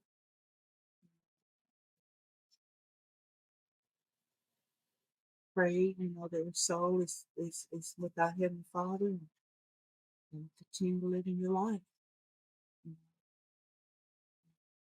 Some things in life, as I stated, we solve everything. And when you let go what you cannot control, and you keep moving, you keep it moving. Uh,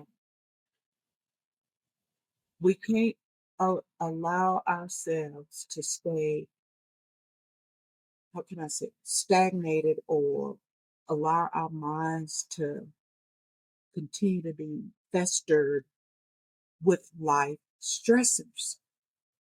Stuff happens. Um, whatever we can control, we try to maneuver through, and whatever we take, and you keep it moving. You know, keep living, keep progressing, whatever that in whatever way that is. Uh, yeah. It's a good answer. Thank you for sharing that with me. I was at the third when that tragedy happened. It was shaking experience, to be quite honest, and very very sad, um, because she was an amazing, wonderful, just deeply passionate person and really kind, and yeah. So sorry for the family's loss. I'm sorry for any hurt that any of that has caused anybody out there who was close, and who knows. Let me swing it back up.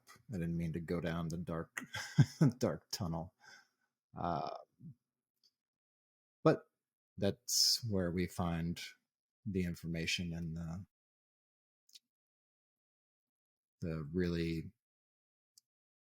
the ways to deal with life, and that's what's going to happen a lot of times in retirement too. If you're not prepared, you're going to end up.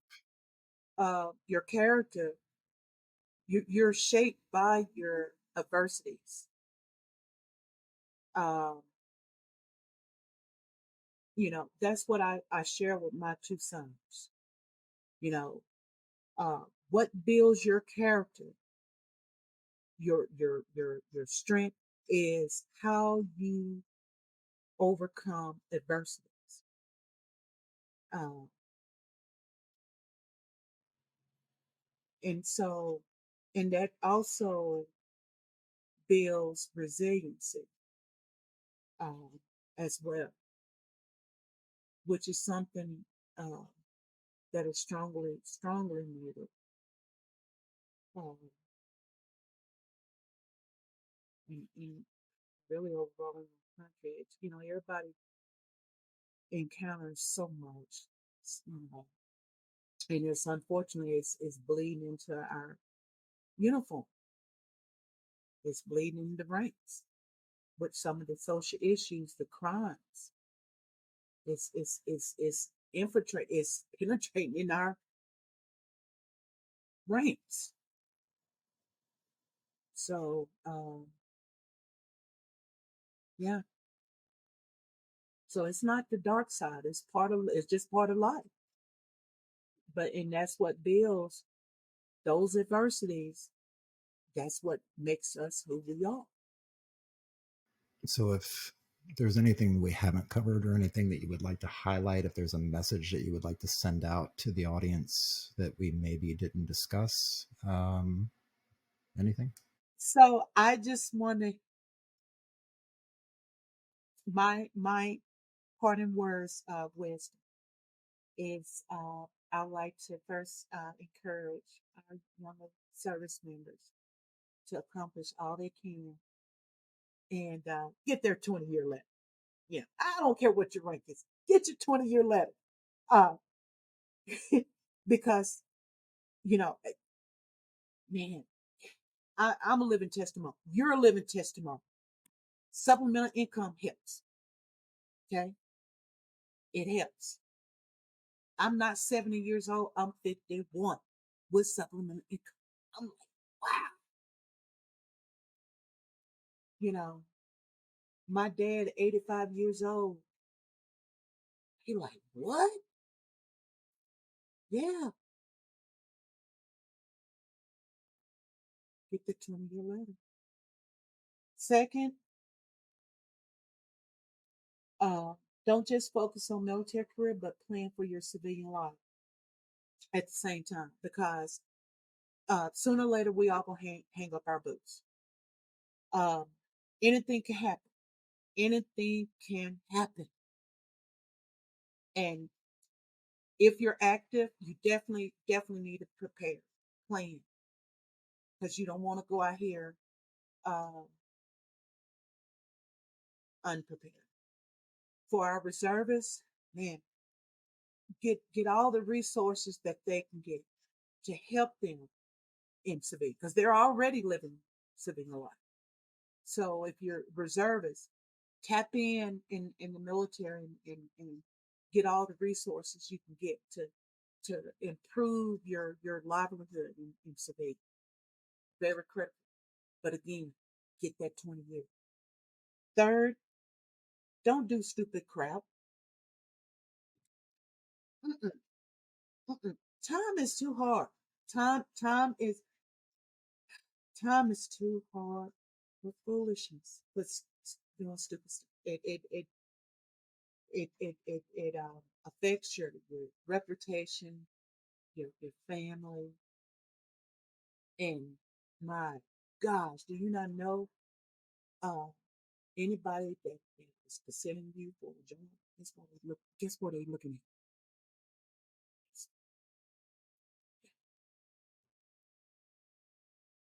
Fourth, take advantage every day to accomplish your goal, both in professional and personal. Let it work for you, because you don't know what the next day holds. Things change every day. So take advantage. For me, hey, if it wasn't for competing with my peers for the lieutenant colonel promotion board, I would have never gotten my master. Wouldn't have never. Always wanted to accomplish um, that as a personal goal, but I was forced to do it because hey, I wanted to be, I wanted to, you know, be right there with my peers. When they look at them, they look at me. You know, so let this thing, whatever you're doing, let it work for you and your family. And fifth, be humble, patient, develop emotional intelligence. Life is not designed to be roses every day. People are human beings. So, um, yeah, it's just important to have those virtues of being humble, being patient. Because I tell you, it's coming. I've seen people who were very competent in their job, but sucked socially.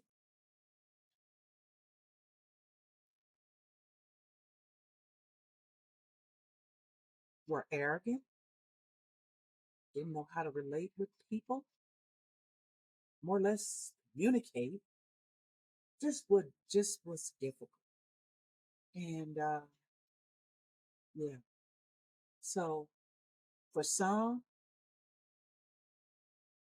they it the outcome didn't turn out very well. I've seen people career was cut short. Um, and I just want to again mimic what my battalion commander told me. Have emotional intelligence. Learn people. Know who you're working with. Your left and right, front and back. Know who you're dealing with. And it's okay to open up. Let them know who you are. Hey, I know I wear my heart on my sleeve. It's okay.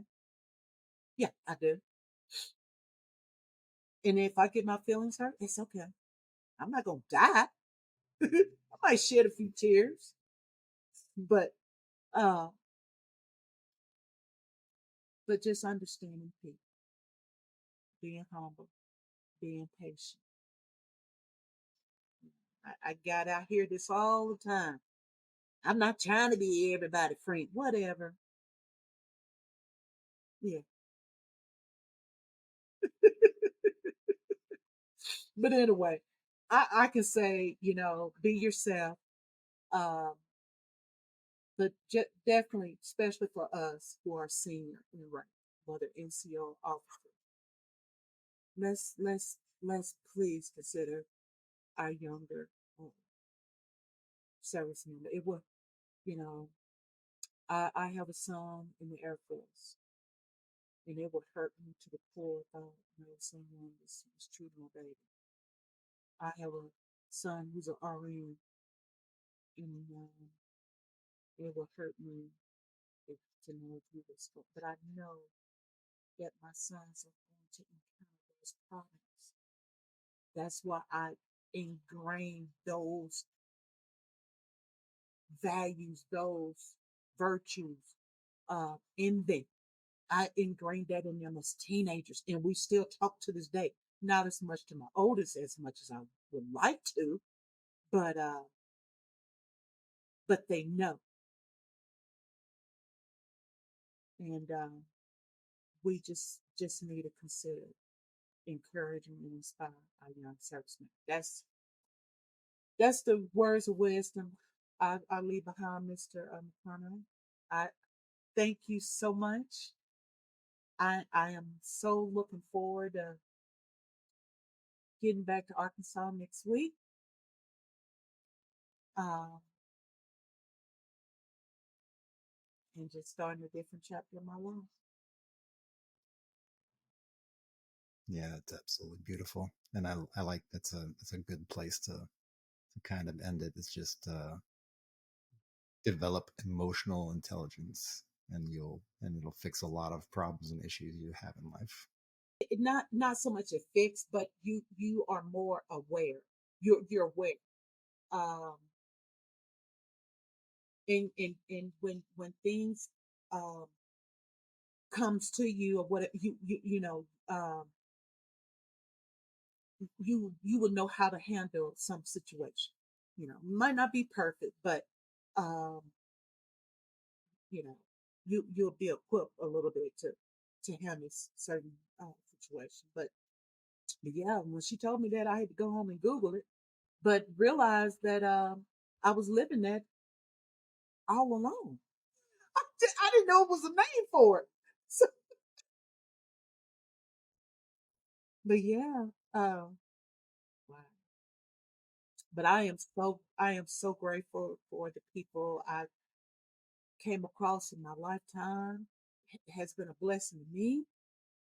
I thank God for the support of my husband, even though initially my marriage was on the rock when I joined, but now, baby, you can't stop him from talking. My sons, they've been blessed uh, to live their life, from the sacrifice I made to help them get there, and my family, still supporting them. But I just thank God, for the opportunity, you know. And I'm not gonna tell you no lie. The army was a blessing for us. Bottom line, it gave me not just that, but the skill sets I wouldn't have gained if I hadn't joined.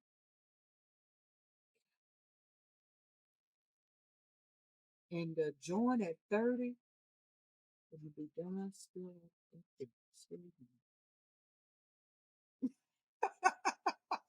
Even though, I'm partially limping, but yeah, I did it. Woo.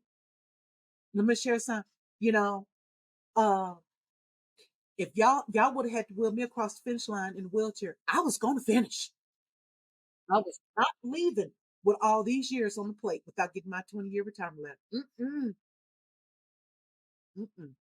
But anyway, it's been a great journey, even the good and the bad.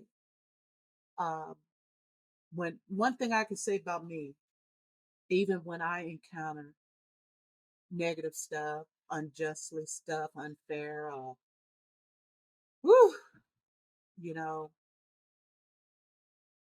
I watch how I react.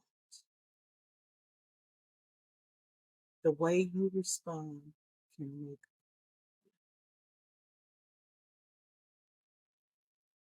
and so I've learned to watch how I respond to this.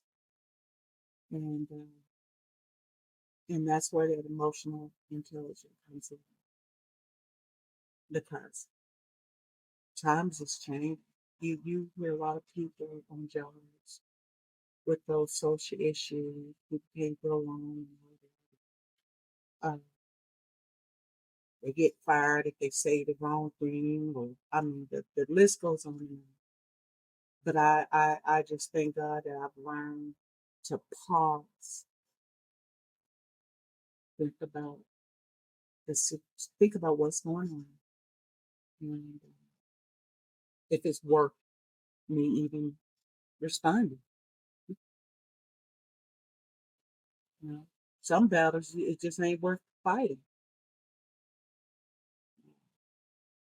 And again, that's something I just when when it came to that, that's something that I definitely brainwashed my boys.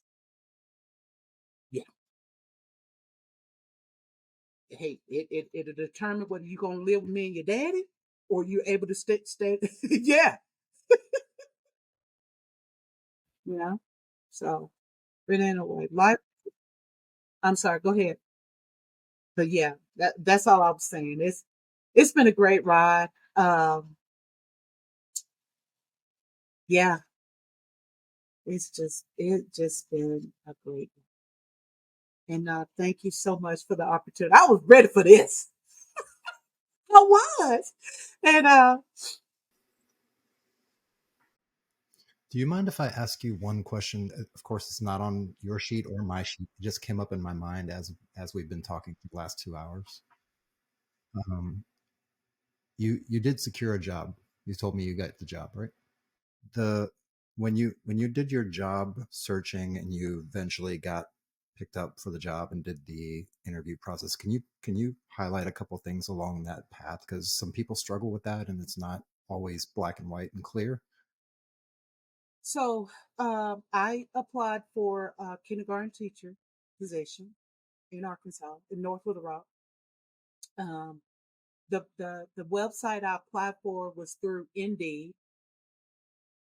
It was through Indeed, and man, it was a lot. It was a lot of teacher jobs.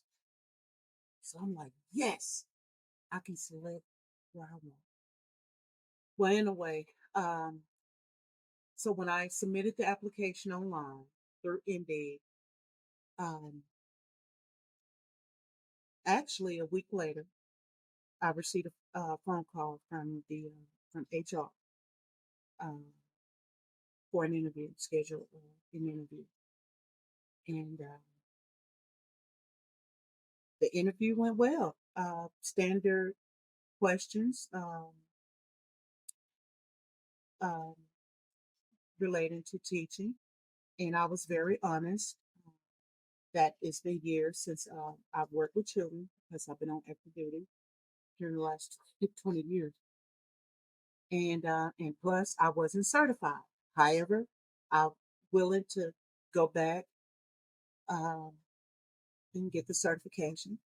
And they share with me, don't worry about it. We will help you get the certification. We're just glad you applied. We would love to have you on board. Now, again, this was for the teacher position. Every interview is not like that.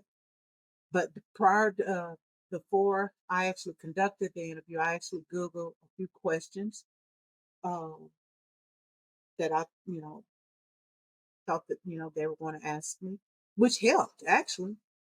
Um, because again, it's been a while since I've worked with children, so I needed some help on some of the questions that they were going to ask me. But I am excited. I'm sure actually thinking about applying for a second master degree, um, this Master of Arts in Teaching. Just to get that formal training. Actually, use the rest of my post 9/11. But yeah, I don't know what jobs the people your uh, clients,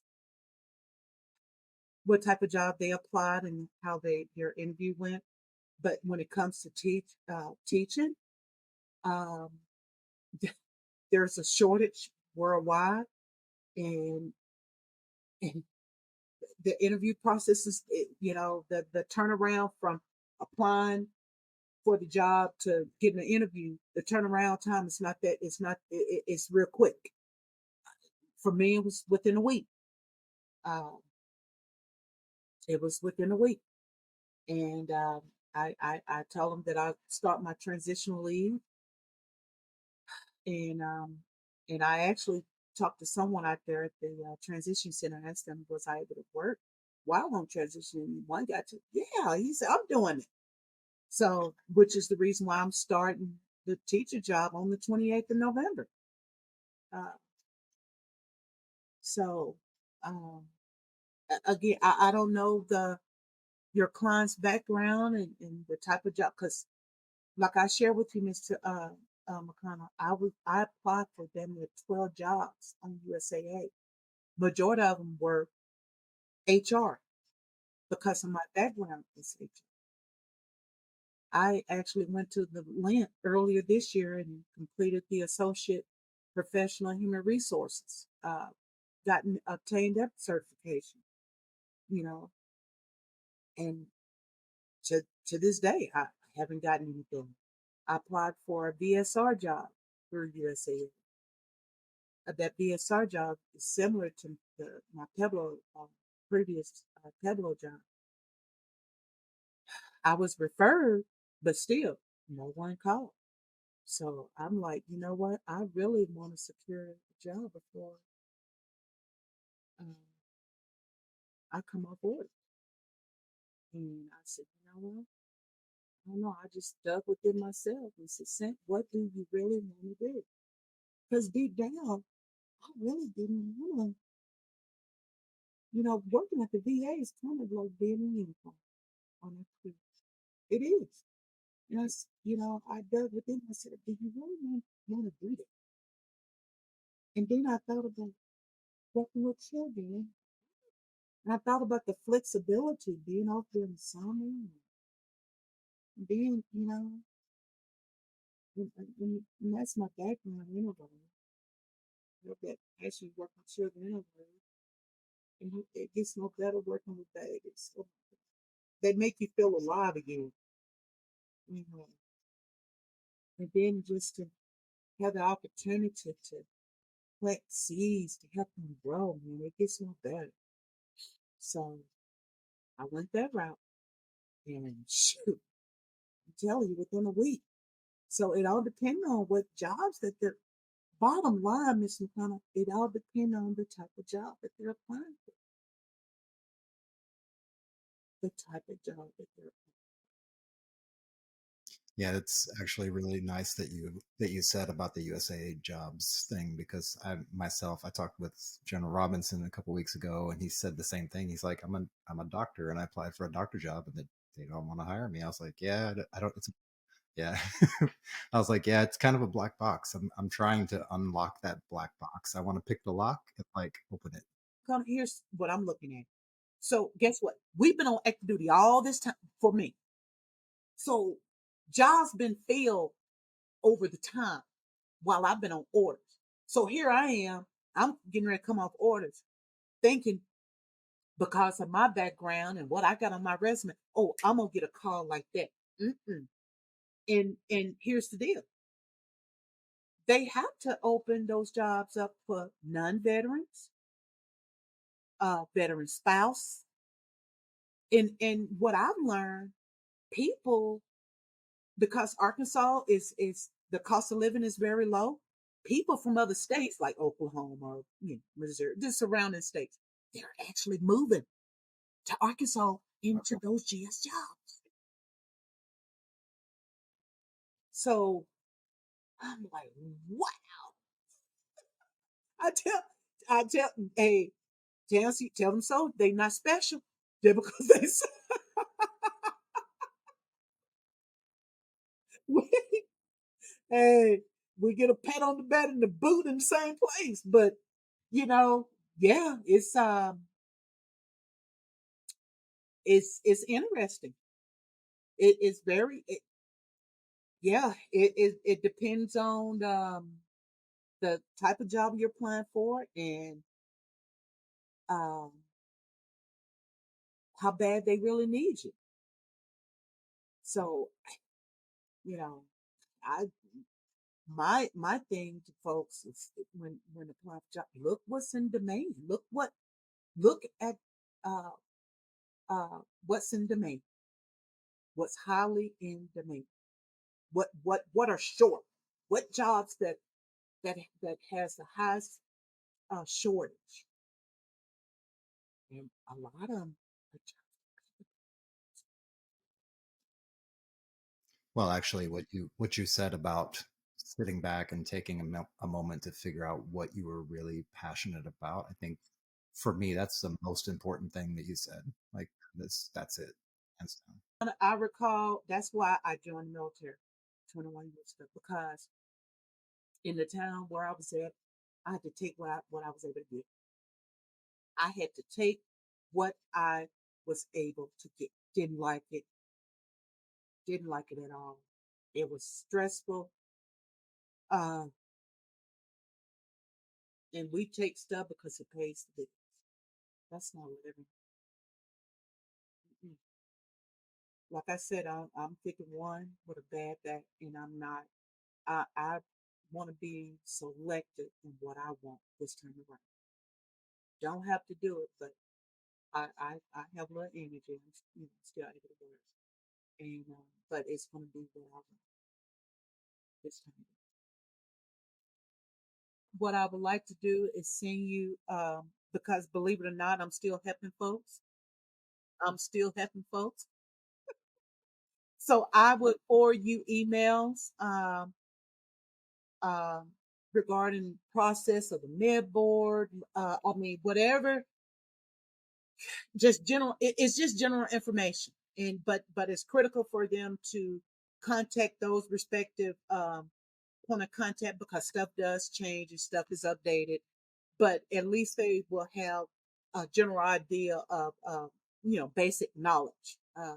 So I definitely want to share some stuff with you. Yeah, I'm all over the place today with this interview. It's so much fun talking to you. I totally forgot to ask you about like how should people connect to you or find you on the internet. Where would you point them to if you want them to find you? I'm a so um, they can message me on Messenger, I guess on Facebook.